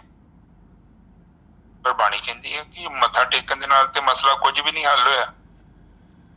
ਤੇਰਾ ਜੀਵਨ ਤੇ ਉੱਥੇ ਹੀ ਬੈਠਾ ਹੈ। ਉਲਟਾ ਗ੍ਰੰਥਾਂ ਨੂੰ ਪੜ੍ਹ ਕੇ ਤੇਰੀ ਹਉਮੈ ਹੋਰ ਸਟਰੋਂਗ ਹੋ ਗਈ ਹੈ। ਤੈਨੂੰ ਪਤਾ ਲੱਗ ਗਿਆ ਕਿ ਮੈਂ ਕੁਝ ਜਾਣਦਾ, ਜਦ ਕਿ ਤੂੰ ਲੋਕਾਂ ਦਾ ਗਿਆਨ ਪੜ੍ਹਿਆ, ਤੇਰਾ ਆਪਣਾ ਗਿਆਨ ਤੇ ਤੈਨੂੰ ਪਤਾ ਵੀ ਨਹੀਂ ਕਿੱਥੇ।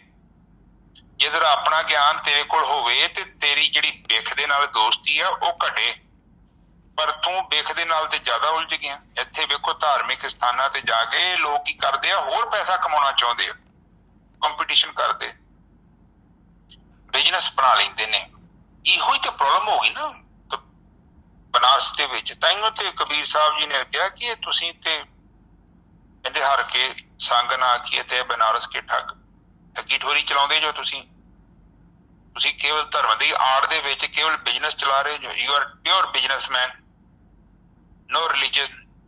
ਕੋਈ ਪ੍ਰਮਾਤਮਾ ਦੀ ਗੱਲ ਨਹੀਂ ਹੈ, ਕਿਉਂਕਿ ਪ੍ਰਮਾਤਮਾ ਦੀ ਗੱਲ ਤੇ ਜਿੱਥੇ ਹੈਗੀ ਹੈ ਉਹ ਤੇ ਇੱਟਾਂ ਦੀ ਗੇਮ ਹੈ। ਤੁਹਾਨੂੰ ਆਪਣਾ ਆਪ ਵੀ ਲੁਟਾਉਣਾ ਪਵੇਗਾ। ਕਹਿਣ ਤੋਂ ਭਾਵ ਕਿ ਤੁਸੀਂ ਜੇ ਘੰਟਾ ਡੇਢ ਘੰਟਾ ਕਥਾ ਵੀ ਕਰਦੇ ਜੋ ਤੇ ਉੱਥੇ ਤੁਹਾਨੂੰ ਕੁਝ ਲੈਣਾ ਨਹੀਂ ਚਾਹੀਦਾ। ਉੱਥੇ ਜੇ ਤੁਸੀਂ ਪ੍ਰਮਾਤਮਾ ਦੀ ਕਥਾ ਕਰਦੇ ਜੋ ਤੇ ਜੇ ਤੁਸੀਂ ਉੱਥੇ ਪੈਸੇ ਲੈ ਰਹੇ ਜੋ ਤੇ it is a business, you are doing job. ਤੁਸੀਂ ਉਹ ਪੈਸੇ ਦੇ ਲਈ, ਢਿੱਡ ਪਾਲਣ ਦੇ ਲਈ ਕੰਮ ਕਰ ਰਹੇ ਜੋ। ਪਰ ਬੰਦਗੀ ਦਾ ਮਤਲਬ ਉੱਥੇ ਐਡੀ ਸੇਵਾ ਨਹੀਂ ਸਿਖਾਉਂਦੇ ਆਪਾਂ ਨੂੰ। ਸੇਵਾ ਕਰੋ, ਝਾੜੂਆਂ ਦੀ ਸੇਵਾ, ਪਾਣੀ ਦੀ ਸੇਵਾ। It is just free. ਤੁਸੀਂ ਆਪਣੇ ਜੀਵਨ ਦੇ ਕੁਝ ਪਲ ਲੋਕਾਂ ਦੀ ਸੇਵਾ ਕਰਦੇ ਜੋ, ਉਹਨਾਂ ਲੋਕਾਂ ਦੀ ਸੇਵਾ ਕਰਦੇ ਜੋ ਜਿਨ੍ਹਾਂ ਨੂੰ ਜ਼ਰੂਰਤ ਹੈ। ਠੀਕ ਹੈ। ਹੁਣ ਤੁਸੀਂ ਦੇਖੋ, ਮੈਨੂੰ ਨਹੀਂ ਪਤਾ ਤੁਸੀਂ ਕੀ ਜੋ, ਤੁਸੀਂ ਡਾਕਟਰ ਜੋ ਜਾਂ ਕੀ ਜੋ। ਦੇਖੋ ਤੁਸੀਂ ਲੋਕਾਂ ਦੀ ਮਦਦ ਕੀਤੀ ਹੈ, ਤੁਹਾਨੂੰ ਰੱਬ ਨੇ ਡਾਕਟਰ ਬਣਾਤਾ। ਮੰਨ ਲਓ ਹੁਣ ਮੈਨੂੰ ਪਤਾ ਨਹੀਂ ਤੁਹਾਡੇ 'ਚ ਕਿੰਨੇ ਡਾਕਟਰ ਨੇ। ਜੇ ਤੂੰ ਜ਼ਿੰਦਗੀ 'ਚ ਸਾਰੇ ਪੈਸਿਆਂ ਲਈ ਕੰਮ ਕੀਤਾ ਤਾਂ ਯੂ ਆਰ ਜਸਟ ਬਿਜ਼ਨਸਮੈਨ। ਤੁਸੀਂ ਕੁਛ ਵੀ ਨਹੀਂ ਕੀਤਾ। ਇਹ ਬਿਲਕੁਲ ਇਹ ਨਾ ਸੋਚੋ ਕਿ ਮੈਂ ਕੁਝ ਆਪਣੇ ਕੋਲੋਂ ਗੱਲਾਂ ਕਰ ਰਿਹਾ। ਬਾਣੀ ਕਹਿ ਰਹੀ ਹੈ ਕਿ ਤੂੰ ਤੇ ਫਿਰ ਤੂੰ ਤੇ ਏਦਾਂ ਦਾ ਰੁੱਖਿਆ ਜਿਹਦੀ ਛਾਂ ਥੱਲੇ ਤੇ ਕੋਈ ਬੈਠਾ ਹੀ ਨਹੀਂ, ਤੂੰ ਖੁਦ ਹੀ ਬੈਠਾ ਵਾ। ਤੇਰੇ ਤੋਂ ਕੋਈ ਕਿਸੇ ਨੂੰ ਫਾਇਦਾ ਤਾਂ ਕੁਛ ਵੀ ਨਹੀਂ ਨਾ ਹੋਇਆ। ਪ੍ਰਕਿਰਤੀ ਦਾ ਮਤਲਬ ਇਹ ਹੈ ਕਿ ਰੁੱਖ ਨੇ ਕਿਤੇ ਦੇਖੋ ਕਿਤੇ ਜਿਹੜਾ ਅਮਰੂਦ ਆ ਜਾਂ ਸੇਬ ਆ, ਸੰਤਰਾ ਕਹਿ ਲਓ, ਕੇਲਿਆਂ ਦਾ ਰੁੱਖ ਕਹਿ ਲਓ, ਇਹਨਾਂ ਨੇ ਕਦੇ ਆਪਣਾ ਫਲ ਖਾਧਾ ਹੈ? ਖਾਂਦੇ ਹੈ? ਨਹੀਂ। ਫਿਰ ਇਹਨਾਂ ਨੂੰ ਕੀ ਮਿਲਦਾ ਹੈ? ਇਹਨਾਂ ਨੂੰ ਪ੍ਰਾਪਤ ਹੁੰਦਾ। ਇਹਨਾਂ ਦਾ ਜੀਵਨ ਜਿਹੜਾ ਹੁੰਦਾ ਹੈ, ਦੇਵਤੇ ਨੇ ਦਿੰਦੇ ਆ, ਲੈਂਦੇ ਨਹੀਂ ਕੁਛ ਵੀ, ਦੇਈ ਜਾਂਦੇ। ਹੁਣ ਗਾਂ ਵੇਖ ਲਓ, ਦੁੱਧ ਦੇਈ ਜਾਂਦੀ ਤੁਹਾਨੂੰ, ਮੱਝ ਵੀ ਦੁੱਧ ਦੇਈ ਜਾਂਦੀ। ਤੁਸੀਂ ਉਹ ਪੱਠੇ ਤੋਂ ਚਲੋ ਪਾਉਣੇ ਤੇ ਉਹਨਾਂ ਦਾ ਢਿੱਡ ਉਹਦੇ ਨਾਲ ਭਰਨਾ, ਪਰ ਤੁਹਾਡੇ ਤੋਂ ਕੋਈ ਵੱਖਰੀ ਚੀਜ਼ ਥੋੜੀ ਮੰਗਦੇ। ਇਸੇ ਤਰ੍ਹਾਂ ਸਾਡਾ ਜਿਹੜਾ ਜੀਵਨ ਹੈ, ਤੁਸੀਂ ਆਪਣੇ ਜੀਵਨ ਤੇ ਨਜ਼ਰ ਮਾਰੋ। ਤੁਸੀਂ ਕੀਤਾ ਕੀ ਸੰਸਾਰ ਤੇ? ਤੁਸੀਂ ਕਿਸੇ ਦੇ ਕੰਮ ਆਏ?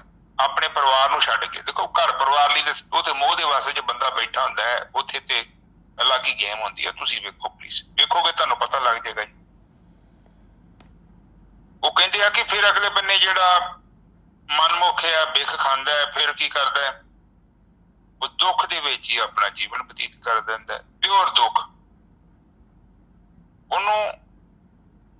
ਉਹਨੂੰ ਕੇਵਲ ਦੁੱਖ ਹੀ ਮਿਲਣੇ ਆ, ਕਿਉਂਕਿ ਉਹਨੇ ਪਰਮਾਤਮਾ ਨੂੰ ਛੱਡਤਾ ਹੈ, ਮਾਇਆ ਦੇ ਕੋਲ ਚਲ ਗਿਆ। ਮਾਇਆ ਤੇ ਪਰਮਾਤਮਾ ਤੋਂ ਆਈ ਹੋਈ ਇੱਕ ਸ਼ਕਤੀ ਹੈ। ਮਾਇਆ ਸੱਚ ਥੋੜੀ ਹੈਗਾ, ਸੱਚ ਪਰਮਾਤਮਾ ਹੈ, ਤੁਰਿਆ ਅਵਸਥਾ। ਫਿਰ ਅਗਲੇ ਬੰਨੇ ਦੇਖੋ ਤੁਕ 'ਚ ਲਿਖਿਆ, ਗੁਰਮੁਖ ਅੰਮ੍ਰਿਤ ਪੀਵੇ, ਵਾਹ ਵਾਹ ਕਰੇ ਲਿਵ ਲਾਏ।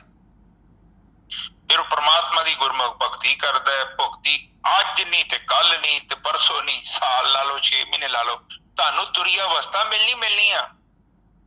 ਇਹ ਮੈਂ ਪੱਥਰ ਤੇ ਲਿਖ ਕੇ ਦੇ ਦਿੰਦਾ ਹੈ, ਇਹ ਚੀਜ਼ ਤੁਸੀਂ ਭਗਤੀ ਕਰੀ ਜਾਓ ਬਸ। ਤੁਹਾਨੂੰ ਨਹੀਂ ਵੀ ਨਾ ਕੁਝ ਪਤਾ ਤਾਂ ਵੀ ਤੁਹਾਨੂੰ ਤੁਰਿਆ ਅਵਸਥਾ ਮਿਲ ਜਾਣੀ ਹੈ। ਇਹ ਪਰਮਾਤਮਾ ਦਾ ਇੱਕ ਕਲਾਉਜ਼ ਹੈਗੀ ਹੈ ਕਿ ਜਿਨਨੇ ਪਰਮਾਤਮਾ ਦੀ ਭਗਤੀ ਕੀਤੀ, ਕਿਸੇ ਰੂਪ 'ਚ ਵੀ ਕੀਤੀ ਹੈ, ਪਹਿਲੀ ਗੱਲ ਤੁਹਾਨੂੰ ਨਹੀਂ ਵੀ ਪਤਾ ਨਾ, ਤੁਸੀਂ ਉਲਟੀ ਪੁਲਟੀ ਭਗਤੀ ਵੀ ਕਰਨੀ ਸ਼ੁਰੂ ਕਰ ਦਿਓ। ਇੱਕ ਸਮਾਂ ਆਊਗਾ ਪਰਮਾਤਮਾ ਨੇ ਤੁਹਾਡੀ, ਪਰਮਾਤਮਾ ਤੋਂ ਭਾਵ ਕੋਈ ਬੰਦਾ ਨਹੀਂ ਤੁਹਾਡੇ ਕਹੂਗਾ, ਤੁਹਾਡੀ ਆਤਮਾ ਨੇ ਤੁਹਾਨੂੰ ਸਹੀ ਜਗ੍ਹਾ ਤੇ ਲੈ ਜਾਣਾ। ਕਿਉਂਕਿ ਆਤਮਾ ਰਿਸਪੌਂਸੀਬਲ ਹੈ। ਜਿੱਦਾਂ ਵੇਖਿਆ ਨਹੀਂ, ਜਿਹੜੇ ਬੱਚੇ ਵਧੀਆ ਇੰਟੈਲੀਜੈਂਟ ਬੱਚੇ ਹੁੰਦੇ, ਜਿਨ੍ਹਾਂ ਕੋਲ ਸਕਿੱਲ ਹੁੰਦਾ, ਫਿਰ ਉਹ ਹੌਲੀ ਹੌਲੀ ਕਰਕੇ ਪਹਿਲਾਂ ਸਕੂਲ ਦੀ ਟੀਮ 'ਚ ਖੇਡਦੇ, ਫਿਰ ਸਿਟੀ ਲੈਵਲ ਤੇ ਖੇਡਦੇ ਆ, ਫਿਰ ਸਟੇਟ ਲੈਵਲ ਤੇ, ਫਿਰ ਨੈਸ਼ਨਲ, ਫਿਰ ਇੰਟਰਨੈਸ਼ਨਲ ਲੈਵਲ ਤੇ ਆਟੋਮੈਟਿਕਲੀ ਤੁਰ ਪੈਂਦਾ ਬੱਚਾ।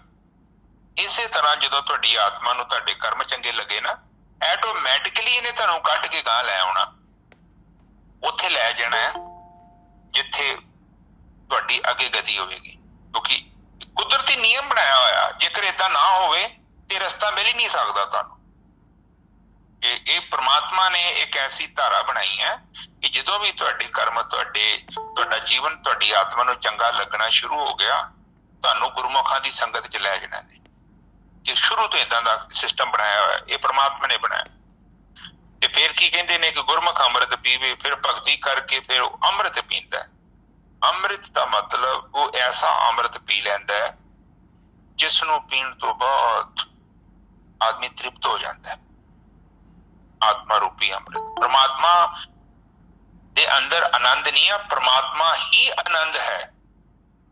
ਔਰ ਜਦੋਂ ਤੁਸੀਂ ਉਹ ਪ੍ਰਮਾਤਮਾ ਦਾ ਅੰਦਰ ਪ੍ਰਵੇਸ਼ ਕਰਕੇ ਉਹਨੂੰ ਜਾਣਦੇ ਜੋ, ਉਹਨੂੰ ਅਨੁਭਵ ਕਰਦੇ ਜੋ, ਫਿਰ ਉਹਨੂੰ ਤੁਹਾਨੂੰ ਆਪਣੇ ਆਪ ਦਾ ਪਤਾ ਲੱਗਦਾ ਕਿ ਮੈਂ ਤੇ ਬਹੁਤ ਛੋਟਾ ਜਿਹਾ ਕਣ ਆ, ਉਹ ਪ੍ਰਮਾਤਮਾ ਬਹੁਤ ਵਿਸ਼ਾਲ ਹੈ। ਤੁਹਾਡੇ ਅੰਦਰ ਜਿਹੜਾ ਆਕਾਸ਼ ਹੈ ਨਾ, ਇਹ ਆਕਾਸ਼ ਹੈ ਬਹੁਤ ਛੋਟਾ, ਅਸਲੀ ਆਕਾਸ਼ ਤੁਹਾਡੇ ਅੰਦਰ ਹੈ। ਜੋ ਤੁਸੀਂ ਨੂੰ ਦੇਖੋਗੇ ਤੁਹਾਨੂੰ ਆਪੇ ਪਤਾ ਲੱਗ। ਤੇ ਇਹ ਸਭ ਅਨੁਭਵ ਦਾ ਵਿਸ਼ਾ ਹੈ, ਇੱਕ ਗੱਲਾਂ ਦਾ ਵਿਸ਼ਾ ਨਹੀਂ ਹੈ। ਤੁਰੀ ਅਵਸਥਾ ਦੇ ਬਾਰੇ ਤਾਂ ਕੋਈ ਦੱਸ ਹੀ ਨਹੀਂ ਸਕਦਾ। ਹਾਂ, ਜਦੋਂ ਤੁਸੀਂ ਅਨੁਭਵ ਕਰੋਗੇ ਤੁਹਾਨੂੰ ਆਪਣੇ ਆਪ ਹੀ ਪਤਾ ਲੱਗ। ਭਗਤੀ ਕਰੀ ਜਾਓ, ਆਟੋਮੈਟਿਕਲੀ ਤੁਰੀ ਅਵਸਥਾ ਤੁਹਾਡੇ ਕੋਲ ਆ ਜਾਏਗੀ। ਫਿਰ ਕਹਿੰਦੇ ਵਾਹ ਵਾਹ ਕਰੇ ਲਿਵ ਲਾਏ, ਫਿਰ ਅੰਮ੍ਰਿਤ ਵੀ ਪੀਂਦਾ ਹੈ ਤੇ ਉਹਦੀ ਲਿਵ ਜਿਹੜੀ ਹੈ ਉਹ ਪ੍ਰਮਾਤਮਾ ਦੇ ਚਰਨਾਂ 'ਚ ਲੱਗ ਜਾਂਦੀ। ਫਿਰ ਅਗਲੇ ਬੰਨੇ ਕਹਿ ਰਹੇ ਨੇ ਨਾਨਕ ਵਾਹ ਵਾਹ ਕਰੇ ਸੇ ਜਨ ਨਿਰਮਲੇ ਤ੍ਰਿਵਨ ਸੋਚੀ ਪਾਏ। ਤੇ ਉਹ ਕਹਿੰਦੇ ਆ ਕਿ ਜਿਹੜਾ ਬੰਦਾ ਪ੍ਰਮਾਤਮਾ ਦੀ ਭਗਤੀ ਕਰੀ ਜਾਂਦਾ ਫਿਰ ਕਹਿੰਦੇ ਸੇ ਜਨ ਨਿਰਮਲ, ਤੇ ਫਿਰ ਉਹ ਜਿਹੜੇ ਜਨ ਹੈ ਜਿਹੜੇ ਭਗਤੀ ਕਰਦੇ ਆ ਉਹ ਨਿਰਮਲ ਹੋ ਜਾਂਦੇ ਆ। ਨਿਰਮਲ ਦਾ ਮਤਲਬ ਪਵਿੱਤਰ। ਫਿਰ ਕਬੀਰ ਸਾਹਿਬ ਕਹਿੰਦੇ ਨਾ ਮਨ ਨਿਰਮਲ ਭਇਆ ਜੈਸੇ ਗੰਗਾ ਨੀਰ, ਪਾਛੇ ਲਾਗੇ ਹਰ ਫਿਰੇ ਕਹਿਤ ਕਬੀਰ। ਪਵਿੱਤਰ ਹੋ ਗਿਆ ਹੈ ਇਨਸਾਨ, ਉਹ ਫਿਰ ਬਹੁਤ ਉੱਚੀ ਗੱਲ ਹੋ ਗਈ। ਫਿਰ ਇੱਥੇ ਕਹਿੰਦੇ ਤ੍ਰਿਭਵਨ ਦੀ ਸੋਝੀ ਆ ਜਾਂਦੀ, ਉਹਨੂੰ ਪਤਾ ਲੱਗ ਜਾਂਦਾ। ਧਰਤ ਪਤਾਲ ਆਕਾਸ਼ ਕਹਿ ਲੋ। ਅੱਗੇ ਜੀ ਆਪ ਬੋਲੋ ਜੀ। ਹਾਂਜੀ ਵੀਰ ਜੀ, ਅੱਗੇ ਪੌੜੀ ਦੇ ਵਿੱਚ ਨਿਸਤਾਰਾ ਕਰ ਰਹੇ ਨੇ ਵੀ ਉਹ ਜਿਹੜਾ ਉਹ ਉਸ ਪ੍ਰਮਾਤਮਾ ਦਾ ਭਾਣਾ ਜਿਨ੍ਹਾਂ ਨੂੰ ਮਿਲਦਾ ਹੈ ਤੇ ਪਹਿਲਾਂ ਹੁੰਦਾ ਕੀ ਹੈ ਤੇ ਉਹ ਕਿਸ ਤਰ੍ਹਾਂ ਉਹਨਾਂ ਦੀ ਕਿੱਦਾਂ ਉਹਨਾਂ ਦੀ ਸਾਰੀ ਜਿਹੜੀ ਹੈ ਅਵਸਥਾ ਬਣਦੀ ਹੈ। ਉਹ ਲਾਸਟ ਦੀ ਤੁਕ ਦੇ ਵਿੱਚ ਦੇਖੋ ਉਹਦਾ ਆਨਸਰ ਵੀ ਹੈਗਾ, ਉੱਪਰੋਂ ਸ਼ੁਰੂ ਕਰਦੇ ਆ, ਥੱਲੇ ਕਹਿੰਦੇ ਹਰ ਕਾ ਭਾਣਾ ਤਿਨੀ ਮੰਨਿਆ ਜਿਨ੍ਹਾਂ ਗੁਰੂ ਮਿਲੀ ਜੈ। ਮਤਲਬ ਉਹ ਉਹੀ ਭਾਣਾ ਮੰਨਣਗੇ, ਉਹਦਾ ਹੁਕਮ ਨੂੰ, ਉਹਦੀ ਰਜ਼ਾ ਨੂੰ ਮੰਨਣਗੇ ਜਿਨ੍ਹਾਂ ਨੂੰ ਗੁਰੂ ਮਿਲੂਗਾ ਕੋਈ, ਜਾਂ ਗੁਰਮੁਖ ਮਿਲਣਗੇ, ਜਾਂ ਜਿਨ੍ਹਾਂ ਨੇ ਯਾਤਰਾ ਕੀਤੀ, ਜਾਂ ਕੋਈ ਇਸ ਤਰ੍ਹਾਂ ਜਿਵੇਂ ਹੁਣ 36 ਬ੍ਰਹਮ ਗਿਆਨੀ ਗੁਰੂ ਗ੍ਰੰਥ ਸਾਹਿਬ ਦੇ ਵਿੱਚ ਬੈਠੇ ਆ, ਇਹ ਸਾਨੂੰ ਆਪਣਾ ਐਕਸਪੀਰੀਅੰਸ ਲਿਖ ਕੇ ਦੇ ਗਏ ਨੇ ਨਿਰਣਾ ਕਰਕੇ। ਤੇ ਉਹ ਪੌੜੀ ਸ਼ੁਰੂਆਤ ਹੁੰਦੀ ਹੈ ਜੀ, ਕਹਿੰਦੇ ਹਰ ਕੇ ਭਾਣੈ ਗੁਰ ਮਿਲੈ ਸੇਵਾ ਭਗਤ ਬਨੀਜੈ। ਉਹ ਕਹਿੰਦੇ ਪਰਮਾਤਮਾ ਦੀ ਦੀ ਰਜਾ 'ਚ ਜਿਹੜਾ ਹੁੰਦਾ ਕੀ ਆ, ਗੁਰੂ ਮਿਲਦਾ। ਉਹ ਗੁਰੂ ਮਿਲਦਾ ਤੇ ਉਹ ਗੁਰੂ ਉਹਨੂੰ ਰਸਤਾ ਦੱਸਦਾ। ਉਹ ਤਾਂ ਫਿਰ ਉਹਦੀ ਜਿਹੜੀ ਉਹ ਭਗਤੀ ਦੀ ਜੁਗਤੀ ਬਣਦੀ ਹੈ, ਤਾਂ ਉਹ ਫਿਰ ਉਸ ਰਸਤੇ 'ਤੇ ਚੱਲਦਾ, ਉਹਦੇ 'ਤੇ ਯਕੀਨ ਕਰ ਲੈਂਦਾ ਵੀ ਹਾਂ ਉਹ ਜੇ ਕਹਿ ਰਹੇ ਆ ਤਾਂ ਕੁਛ ਗੱਲ ਹੈ ਇਹਦੇ 'ਚ। ਫਿਰ ਉਹ ਕਹਿੰਦੇ ਹਰ ਕੇ ਭਾਣੇ ਹਰ ਮਨ ਵਸੇ ਸਹਿਜੇ ਰਸ ਪੀਜੈ। ਤੇ ਫਿਰ ਉਹ ਜੇ ਕਹਿੰਦੇ ਉਹਦੀ ਰਜਾ ਜਦੋਂ ਹੋ ਗਈ ਤਾਂ ਉਹ ਮਨ ਜਿਹੜਾ ਪ੍ਰਭੂ ਹੈ ਜਿਹੜਾ ਉਹ ਤੇ ਤੁਹਾਡੇ ਮਨ ਦੇ ਵਿੱਚ ਆ ਕੇ ਉਹਨੇ ਟਿਕ ਜਾਣਾ, ਵਸ ਜਾਣਾ। ਤੇ ਉਹ ਫਿਰ ਸਹਿਜ ਵਾਲਾ ਸਹਿਜ ਅਡੋਲ ਅਵਸਥਾ 'ਚ ਟਿਕ ਕੇ ਫਿਰ ਉਹ ਨਾਮ ਦਾ ਰਸ ਉਹ ਪੀ ਜਾਂਦਾ। ਉਹ ਫਿਰ ਕਹਿੰਦੇ ਹਰ ਕੇ ਭਾਣੇ ਸੁਖ ਪਾਈ ਹੈ। ਤੇ ਫਿਰ ਉਹ ਜਿਹੜਾ ਸੁੱਖ ਹੈ, ਸਹਿਜ ਸੁੱਖ, ਉਹ ਫਿਰ ਉਹਦੇ ਉਸ ਪਰਮਾਤਮਾ ਦੀ ਰਜਾ ਦੇ ਵਿੱਚ ਉਹਨੂੰ ਆਤਮਾ ਨੂੰ ਫਿਰ ਉਹ ਸੁੱਖ ਮਿਲਦਾ। ਹਰ ਲਾਹਾ ਨਿਤ ਲੀਜਾ। ਫਿਰ ਉਹ ਰੋਜ਼ ਜਿਹੜਾ ਉਹਦਾ ਲਾਹਾ ਜਾਂ ਉਹ ਲਾਭ ਜਾਂ ਉਹ ਜਿਹੜਾ ਪ੍ਰੋਫਿਟ ਉਹਨੂੰ ਮਿਲਦਾ, ਉਸ ਚੀਜ਼ ਦਾ ਉਹਨੂੰ ਰਿਜ਼ਲਟ ਮਿਲਦਾ, ਉਹਨੂੰ ਉਹਦਾ ਜਿਹੜਾ ਉਹਨੂੰ ਲਾਭ ਮਿਲਦਾ। ਫਿਰ ਕਹਿੰਦੇ ਹਰ ਕੇ ਤਖਤ ਬਹਾਲੀ ਹੈ ਨਿਜ ਘਰ ਸਦਾ ਵਸੀਜੈ। ਉਹ ਦੇਖੋ ਫਿਰ ਇਸ ਤਰ੍ਹਾਂ ਜਿਹੜਾ ਕਰਨ ਦੇ ਨਾਲ ਕਹਿੰਦਾ ਉਹ ਜਿਹੜਾ ਰਾਜ ਸਿੰਘਾਸਣ ਹੈ ਨਾ, ਉਹਦਾ ਅੰਦਰ ਤੁਹਾਡੇ ਮੰਦਰ ਹੈ, ਕਿਉਂਕਿ ਸਰੀਰ ਸਾਡਾ ਉਹਦੇ ਅੰਦਰ ਆ ਕੇ ਉਹਨੇ ਤਖਤ ਤੇ ਬੈਠ ਜਾਣਾ ਉਹਨੇ ਨਿਜ ਘਰ ਦੇ ਅੰਦਰ। ਤੇ ਫਿਰ ਉਹ ਵਸਦਾ ਰਹਿੰਦਾ, ਉਹ ਆਪਣੇ ਨਿਜ ਪਰਮਾਤਮਾ ਆਪਣੇ ਨਾਲ ਆਪਣੇ ਨਿਜ ਘਰ ਦੇ ਵਿੱਚ ਹੀ ਵਸੀ ਜਾਂਦਾ ਨਾਲ ਹੀ। ਕਿਉਂਕਿ ਸਤਿਗੁਰ ਮੇਰਾ ਸਦਾ ਨਾ ਆਵੇ ਨਾ ਜਾਏ, ਉਹ ਬਨਾਸੀ ਪੁਰਖ ਹੈ ਸਭ ਮੈਂ ਰਿਹਾ ਸਮਾਏ। ਉਹ ਵਾਰ-ਵਾਰ ਇਹ ਨਿਰਣਾ ਹੀ ਹੋ ਰਿਹਾ। ਤੇ ਫਿਰ ਹੋਇਆ ਕਿੱਦਾਂ ਇਹ? ਕਹਿੰਦੇ ਜੀ ਹਰ ਕਾ ਭਾਣਾ ਤਿਨੀ ਮੰਨਿਆ, ਉਹਨਾਂ ਨੇ ਮੰਨਿਆ ਜਿਨ੍ਹਾਂ ਨੂੰ ਗੁਰੂ ਮਿਲਿਆ। ਉਹ ਜਿਨ੍ਹਾਂ ਨੇ ਉਹ ਪ੍ਰਮਾਤਮਾ ਉਹ ਜਿਨ੍ਹਾਂ ਮਨੁੱਖਾਂ ਨੂੰ ਉਹ ਗੁਰੂ ਮਿਲ ਜਾਂਦਾ, ਫਿਰ ਉਹ ਜਿਹੜੇ ਪ੍ਰਮਾਤਮਾ ਦੀ ਰਜਾ ਨੂੰ ਉਹ ਫਿਰ ਉਹ ਜੋ ਭਾਣਾ ਉਹਦਾ ਭਾਣਾ, ਚਾਹੇ ਉਹ ਜੋ ਵੀ ਆ ਰਿਹਾ ਉਹਦੀ ਜ਼ਿੰਦਗੀ ਦੇ ਵਿੱਚ, ਉਹਨੂੰ ਉਹ ਮਿੱਠਾ ਕਰਕੇ ਮੰਨਦੇ ਆ। ਜੀ ਵੀਰ ਜੀ। ਹਾਂਜੀ ਠੀਕ ਹੈ ਜੀ। ਪੌੜੀ ਦੇ ਵਿੱਚ ਫੇਰ ਸਮਝਾ ਰਹੇ ਨੇ, ਕਹਿੰਦੇ ਕਿ ਹਰ ਕੇ ਭਾਣੇ ਗੁਰੂ ਮਿਲੇ। ਦੇਖਿਆ ਨਾ, ਤੁਹਾਨੂੰ ਮੈਂ ਕਿਹਾ ਨਾ, ਆਤਮਾ ਨੇ ਆਪੇ ਲੈ ਜਾਣਾ ਤੁਹਾਨੂੰ। ਜੇ ਹਜੇ ਤੱਕ ਤੁਹਾਡੀ ਆਤਮਾ ਨਹੀਂ ਲੈ ਕੇ ਜਾ ਰਹੀ, ਇਹਦਾ ਮਤਲਬ ਕੀ ਹਜੇ ਸਟੂਡੈਂਟ 'ਚ ਉਹਦੀ ਕੁਆਲੀਫਿਕੇਸ਼ਨ ਨਹੀਂ ਹੈਗੀ, ਉਹਦੀ ਯੋਗਤਾ ਨਹੀਂ ਹੈਗੀ। ਜੇਕਰ ਯੋਗਤਾ ਬਣ ਗਈ, ਪਾਤਰਤਾ ਮਤਲਬ ਗਿਆਨ, ਹਾਂ ਪਾਤਰਤਾ ਨਹੀਂ ਹੈਗੀ। ਜੇ ਪਾਤਰ ਦਾ ਮਤਲਬ ਬੇਸਿਕ ਹੁੰਦਾ ਨਾ, ਇੰਟਰੈਂਸ ਐਗਜ਼ਾਮ ਹੁੰਦਾ ਨਾ, ਤੇ ਫਿਰ ਉਹਦੀ ਐਡਮਿਸ਼ਨ ਹੋ ਜਾਂਦੀ ਹੈ। ਪਹਿਲਾਂ ਚੈੱਕ ਕਰਦੇ ਆ, ਜੇਕਰ ਤੁਸੀਂ ਉੱਥੇ ਫੇਲ ਹੋ ਰਹੇ ਹੋ ਤਾਂ ਹੀ ਤੁਹਾਨੂੰ ਐਡਮਿਸ਼ਨ ਨਹੀਂ ਮਿਲਦੀ ਕਹਿ ਰਹੇ। ਤੇ ਕਹਿੰਦੇ ਆ ਕਿ ਫਿਰ ਕਹਿੰਦੇ ਜੇ ਪਾਤਰਤਾ ਬਣ ਗਈ ਹੈ, ਫਿਰ ਕਹਿੰਦੇ ਆ ਕਿ ਭਗਤੀ ਬਣੀ ਜੇ, ਫਿਰ ਤੁਹਾਡੀ ਭਗਤੀ ਬਣ ਜਾਏਗੀ, ਤੁਹਾਨੂੰ ਉਹ ਕਲਾਸ 'ਚ ਐਡਮਿਸ਼ਨ ਮਿਲੇਗੀ, ਉੱਥੇ ਗਿਆਨ ਹੋਵੇਗਾ ਤੁਹਾਨੂੰ। ਅਗਲੇ ਬੰਨੇ ਫਿਰ ਕਹਿ ਰਹੇ ਨੇ, ਉਹ ਹਰ ਕੇ ਭਾਣੇ ਹਰ ਮਨ ਵਸੇ ਸਹਿਜੇ ਰਸ ਬੀਜੇ। ਫਿਰ ਕਹਿੰਦੇ ਜੇਕਰ ਤੁਸੀਂ ਭਗਤੀ ਕਰਦੇ ਜੋ, ਉਹਦੇ ਭਾਣੇ 'ਚ ਆਪਣਾ ਜੀਵਨ ਬਤੀਤ ਕਰਦੇ ਜੋ, ਤੇ ਤੁਹਾਨੂੰ ਸਹਿਜ ਰੂਪੀ ਜਿਹੜਾ ਰਸ ਹੈ ਉਹਦੀ ਪ੍ਰਾਪਤੀ ਹੋ ਜਾਂਦੀ ਹੈ, ਜਿਹਨੂੰ ਪੀਣ ਤੋਂ ਬਾਅਦ ਹੀ ਸਾਡੇ ਅੰਦਰ ਵਿਰਾਗ ਪੈਦਾ ਹੁੰਦਾ। ਕਹਿੰਦੇ ਹਰ ਕੇ ਭਾਣੇ ਸੁਖ ਪਾਈਏ ਹਰ ਲਾਹਾ ਨਿਤ ਲੀਜੇ। ਤੇ ਕਹਿੰਦੇ ਕਿ ਜਦੋਂ ਤੂੰ ਹਰ ਦੇ ਭਾਣੇ ਵਿੱਚ ਚੱਲਦੇ ਜੋ, ਉਹਦੀ ਰਜਾ 'ਚ ਚੱਲਦੇ, ਉਹਦੇ ਹੁਕਮ ਚੱਲਦੇ, ਉਹਦੀ ਜੋ ਥਾਲੀ ਤੁਹਾਡੇ ਪੈਰਾਂ ਨੂੰ ਗ੍ਰਹਿਣ ਕਰ ਲੈਂਦੇ ਜੋ, ਤੇ ਫਿਰ ਕਹਿੰਦੇ ਆ ਕਿ ਕੀ ਹੋਊਗਾ, ਲਾਹਾ ਹੋਊਗਾ, ਤੁਹਾਨੂੰ ਫਾਇਦਾ ਹੋ ਜਾਏਗਾ, ਸੁੱਖ ਮਿਲ ਜਾਏਗਾ ਜੀਵਨ 'ਚ। ਪਰਮ ਸੁੱਖ ਤੇ ਇਹੋ ਹੀ ਆ ਕਿ ਜਦੋਂ ਤੁਸੀਂ ਆਤਮਾ ਦੇ ਸਾਹਮਣੇ ਚਲ ਜਾਂਦੇ ਜੋ, ਤੇ ਨਿੱਤ ਹਰ ਦਿਨ ਤੁਹਾਨੂੰ ਉਹ ਸੁੱਖ ਮਿਲਦਾ। ਫਿਰ ਅਗਲੇ ਬੰਨੇ ਕਹਿ ਰਹੇ ਨੇ, ਹਰ ਕੇ ਤਖਤ ਬਿਹਾਲੀਏ ਨਿਜ ਘਰ ਸਦਾ ਵਸੀਜੇ। ਤੇ ਫਿਰ ਪ੍ਰਮਾਤਮਾ ਕੀ ਕਰਦਾ ਹੈ, ਆਖਰ ਤੇ ਤੁਹਾਨੂੰ ਆਪਣੇ ਨਾਲ ਹੀ ਬਾ ਲੈਂਦਾ ਹੈ, ਤਖਤ ਤੇ ਬਾ ਲੈਂਦਾ ਹੈ, ਤੁਰੀ ਅਵਸਥਾ ਸਦਾ ਵਸੀ। ਫਿਰ ਤੁਸੀਂ ਉੱਥੇ ਪਹੁੰਚ ਜਾਂਦੇ ਜੋ, ਉਹਦੇ ਚਰਨਾਂ 'ਚ, ਉਹ ਆਪਣੇ ਚਰਨਾਂ 'ਚ ਜਗ੍ਹਾ ਦੇ ਦਿੰਦਾ ਹੈ ਕਿ ਆ ਜਾ ਭਾਈ, ਬਹੁਤ ਦੂਰ ਆ ਗਿਆ, ਤੇ ਤੂੰ ਹੁਣ ਏਦਾਂ ਕਰ, ਮੇਰੇ ਚਰਨਾਂ 'ਚ ਵਸ ਜਾ, ਇੱਥੇ ਘਰ ਬਣਾ ਲਾ। ਸਹਿਜ ਮੰਡਲ ਦਾ ਤੁਹਾਨੂੰ ਰਸਤਾ ਮਿਲ ਗਿਆ, ਭਗਤੀ ਕੀਤੀ, ਤੁਸੀਂ ਉੱਥੇ ਸਥਿਰ ਹੋ ਗਏ। ਤੇ ਪ੍ਰਮਾਤਮਾ ਦੇ ਕੋਲ ਸਭ ਤੋਂ ਮਹਿੰਗੀ ਚੀਜ਼ ਹੈ, ਫਿਰ ਤੁਹਾਨੂੰ ਆਪਣੇ ਚਰਨਾਂ 'ਚ ਜਗ੍ਹਾ ਦੇ ਦਿੰਦਾ। ਹੁਣ ਕੁਛ ਕਰਨ ਦੀ ਲੋੜ ਨਹੀਂ, ਫਿਰ ਬੰਦਾ ਮੁਕਤ ਹੋ ਜਾਂਦਾ। ਫਿਰ ਅਗਲੇ ਬੰਨੇ ਕਹਿੰਦੇ ਹਰ ਕੇ ਪਾਣਾ ਤਿੰਨ ਮੰਨਿਆ ਜਿੰਨਾ ਗੁਰ ਮਿਲੀ। ਤੇ ਉਹ ਜਿਹੜੀ ਸੰਗਤ ਆ, ਫਿਰ ਕਹਿੰਦੇ ਉਹ ਜਿਹਨਾਂ ਨੂੰ ਮਿਲਦੀ ਆ, ਉਹੀ ਕੇਵਲ ਪ੍ਰਮਾਤਮਾ ਦਾ ਬਾਣਾ ਮੰਨਦੇ ਆ, ਬਾਕੀ ਕਿੱਥੇ ਬੰਦੇ ਮੰਨਦੇ। ਬਾਣੀ ਦੇ ਵਿੱਚ ਕੀ ਹੋ ਕੀ ਰਿਹਾ, ਕੇਵਲ ਸਾਡੀ ਬੁੱਧੀ ਨੂੰ ਸਮਝਾਇਆ ਜਾ ਰਿਹਾ। ਤੁਹਾਡੀ ਬੁੱਧੀ ਜਿਹੜੀ ਹੈਗੀ ਨਾ, ਦੇਖੋ ਇੱਥੇ ਜਿੰਨੀ ਵੀ ਕਥਾ ਚੱਲਦੀ ਹੈ ਨਾ, ਇਹਦੇ ਨਾਲ ਤੁਹਾਨੂੰ ਆਤਮ ਗਿਆਨ ਤੇ ਬਿਲਕੁਲ ਨਹੀਂ ਪ੍ਰਾਪਤ ਹੋ ਸਕਦਾ। ਇੱਥੇ ਕੇਵਲ ਤੁਹਾਡੀ ਜਿਹੜੀ ਬੁੱਧੀ ਆ, ਉਹਨੂੰ ਤਿੱਖਾ ਕੀਤਾ ਜਾ ਰਿਹਾ, ਜਿੱਦਾਂ ਪੈਨਸਲ ਨੂੰ ਘੜਿਆ ਜਾਂਦਾ ਹੈ। ਇਸੇ ਤਰ੍ਹਾਂ ਬਾਣੀ ਦੇ ਵਿੱਚ ਕਾਉਂਸਲਿੰਗ ਹੋ ਰਹੀ ਹੈ ਲਗਾਤਾਰ, ਤੁਹਾਡੀ ਬੁੱਧੀ ਦੇ ਵਿੱਚ ਉਹਨੂੰ ਸ਼ਾਰਪ ਕੀਤਾ ਜਾ ਰਿਹਾ, ਜਿੱਦਾਂ ਇੱਕ ਕਰਦ ਨੂੰ ਤਿੱਖਾ ਕੀਤਾ ਜਾਂਦਾ ਹੈ ਨਾ, ਤਾਂ ਫਿਰ ਚੀਜ਼ ਨੂੰ ਵੱਢਣ 'ਚ ਆਸਾਨੀ ਹੋ ਜਾਂਦੀ ਹੈ। ਤੇ ਬਾਣੀ ਦੇ ਵਿੱਚ ਜੋ ਵੀ ਗਿਆਨ ਆ, ਉਹ ਕੇਵਲ ਸਾਡੀ ਬੁੱਧੀ ਨੂੰ ਸਹੀ ਕਰ ਰਿਹਾ। ਸਾਡੀ ਬੁੱਧੀ ਦੇ ਵਿੱਚ ਜਿਹੜੀ ਮਿਲਾਵਟ ਆ, ਜਿਹੜਾ ਉਹ ਨਕਲੀਪਨ ਆ, ਜਿਹੜਾ ਕੂੜ ਆ, ਉਹ ਖਤਮ ਇਹ ਉਦੋਂ ਹੀ ਹੋਣਾ ਹੈ ਕਿ ਜਦੋਂ ਅਸੀਂ ਲਗਾਤਾਰ ਕਥਾ ਨੂੰ ਸਰਵਣ ਕਰਦੇ ਹਾਂ। ਤੇ ਬ੍ਰਹਮ ਗਿਆਨੀ ਕੀ ਕਰਦੇ ਆ ਕਿ ਹੌਲੀ ਹੌਲੀ ਕਰਕੇ ਸਾਡੇ ਚਿੱਤ ਦੇ ਵਿੱਚ ਬਾਣੀ ਦੇ ਰਾਹੀਂ ਕੰਮ ਕਰਦੇ ਆ। ਜਿੱਦਾਂ ਕੰਪਿਊਟਰ ਇੱਕ ਹੁੰਦਾ, ਉਹਦੇ ਅੰਦਰ ਅੱਖਰ ਹੁੰਦੇ ਆ ਨਾ, ਅੱਖਰਾਂ ਦੇ ਨਾਲ ਹੀ ਕੰਪਿਊਟਰ ਦੀ ਪ੍ਰੋਗਰਾਮਿੰਗ ਹੁੰਦੀ ਹੈ। ਤੇ ਜਦੋਂ ਕੋਈ ਵਾਇਰਸ ਬਣਾਉਂਦਾ ਹੈ, ਉਹ ਵੀ ਅੱਖਰਾਂ ਦੀ ਹੀ ਪ੍ਰੋਗਰਾਮਿੰਗ ਹੈ। ਫਿਰ ਉਸ ਵਾਇਰਸ ਨੂੰ ਕੱਢਣ ਦੇ ਲਈ ਫਿਰ ਨਵੀਂ ਇੱਕ ਪ੍ਰੋਗਰਾਮਿੰਗ ਬਣਦੀ ਆ, ਉਹ ਵੀ ਅੱਖਰਾਂ ਦੀ ਬਣਦੀ ਹੈ। ਉਹਦੀ ਲੈਂਗੁਏਜ ਆ, ਜਿੱਦਾਂ ਆਪਣੀ ਭਾਸ਼ਾ ਹੈ ਨਾ, ਉਸੇ ਤਰ੍ਹਾਂ ਕੰਪਿਊਟਰ ਦੀ ਇੱਕ ਲੈਂਗੁਏਜ। ਇਸੇ ਤਰ੍ਹਾਂ ਜਿਹੜੇ ਸਾਡੇ ਚਿੱਤ 'ਚ ਗਲਤ ਚੀਜ਼ਾਂ ਚੱਲ ਜਾਂਦੀਆਂ ਨੇ, ਉਸ ਚੀਜ਼ ਨੂੰ ਖਤਮ ਕਰਨ ਦੇ ਲਈ ਫਿਰ ਭਗਤ ਜਿਹੜੀ ਸੰਗਤ ਆ, ਬਹੁਤ ਵੱਡਾ ਕੰਮ ਕਰ। ਤੇ ਆਪਾਂ ਗੁਰਮੁਖਾਂ ਦੀ ਸੰਗਤ ਕਰਦੇ ਹਾਂ, ਬ੍ਰਹਮ ਗਿਆਨੀ ਦੀ ਸੰਗਤ ਕਰ ਰਹੇ ਹਾਂ, ਇਹਦਾ ਜਿਹੜਾ ਫਾਇਦਾ ਸਾਨੂੰ ਮਿਲਣਾ ਹੀ ਮਿਲਣਾ। ਅੱਜ ਦੀ ਵਿਚਾਰ ਇੱਥੇ ਸਮਾਪਤ ਜੀ। ਹਾਂਜੀ ਵੀਰ ਜੀ, ਬਹੁਤ ਵਧੀਆ ਜੀ। ਉਹ ਨਿੱਜਰ ਸਾਹਿਬ ਦੀ ਵਾਈਫ ਦੀ ਫਿਰ ਜਲਦ ਸਿਹਤਯਾਬੀ ਦੀ, ਤੰਦਰੁਸਤੀ ਦੀ ਅਰਦਾਸ ਕਰ ਦਿਓ ਜੀ। ਠੀਕ ਹੈ ਜੀ, ਠੀਕ ਹੈ, ਜ਼ਰੂਰ ਜੀ। ਏਕ ਓਂਕਾਰ ਸਤਿਨਾਮ ਕਰਤਾ ਪੁਰਖ ਨਿਰਭਉ ਨਿਰਵੈਰ ਅਕਾਲ ਮੂਰਤ ਅਜੂਨੀ ਸੈਭੰ ਗੁਰ ਪ੍ਰਸਾਦ। ਇਹ ਮੇਰੇ ਪਿਤਾ ਗਰੀਬ ਨਵਾਜ ਬਾਣੀ ਪੜ੍ਹਦੇ ਆ, ਵਿਚਾਰ ਕਰਦੇ ਆ, ਬਾਣੀ ਸਰਵਣ ਕਰਦੇ ਆ, ਅਨੇਕਾਂ ਪ੍ਰਕਾਰ ਦੀਆਂ ਭੁੱਲਾਂ ਤੇ ਗਲਤੀਆਂ ਹੋ ਗਈਆਂ।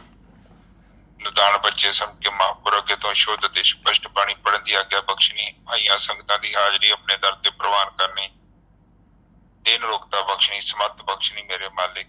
ਮੇਰੇ ਪਿਤਾ ਦੋ ਅਰਦਾਸਾਂ ਨੇ। ਇੱਕ ਅਰਦਾਸ ਹੈ ਮਾਤਾ ਜੀ ਦੀ। ਮਾਤਾ ਜੀ ਆਏ ਨੇ ਬਾਹਰੋਂ ਤੇ ਉਹ ਤੰਦਰੁਸਤੀ ਦੇ ਲਈ ਉਹਨਾਂ ਨੇ ਆਪਰੇਸ਼ਨ ਕਰਾਇਆ ਹੈ।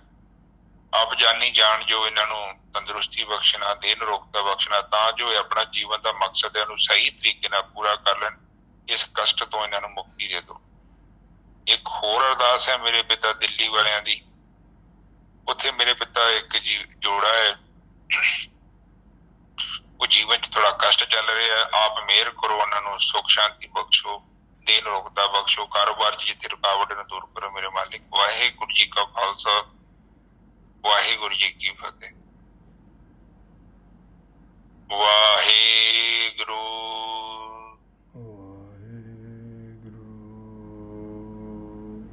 ਵਾਹਿਗੁਰੂ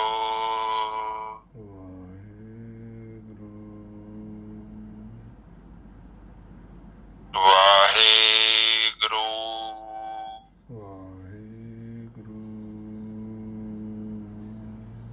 ਵਾਹਿਗੁਰੂ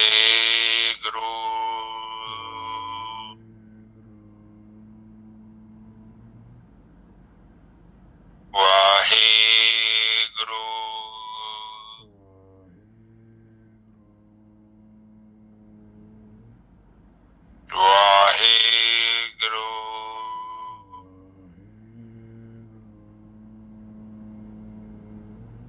ਵਾਹਿਗੁਰੂ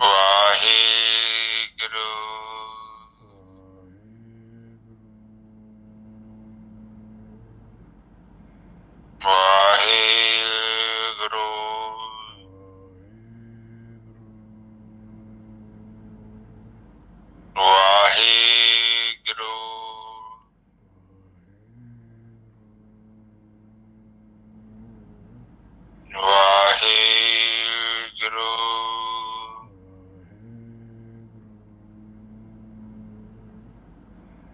ਵਾਹਿਗੁਰੂ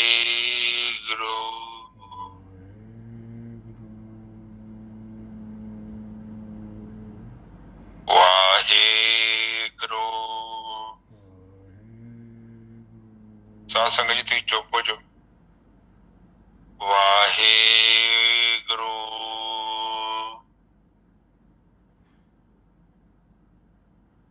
ਵਾਹਿਗੁਰੂ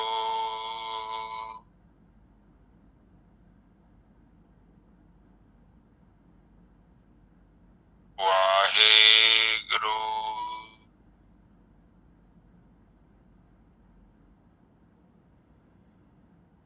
ਵਾਹਿਗੁਰੂ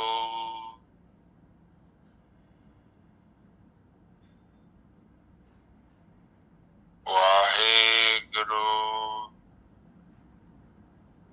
ਵਾਹਿਗੁਰੂ ਵਾਹਿਗੁਰੂ ਵਾਹਿਗੁਰੂ ਵਾਹਿਗੁਰੂ ਵਾਹਿਗੁਰੂ ਵਾਹਿਗੁਰੂ ਜੀ ਕਾ ਖਾਲਸਾ, ਵਾਹਿਗੁਰੂ ਜੀ ਕੀ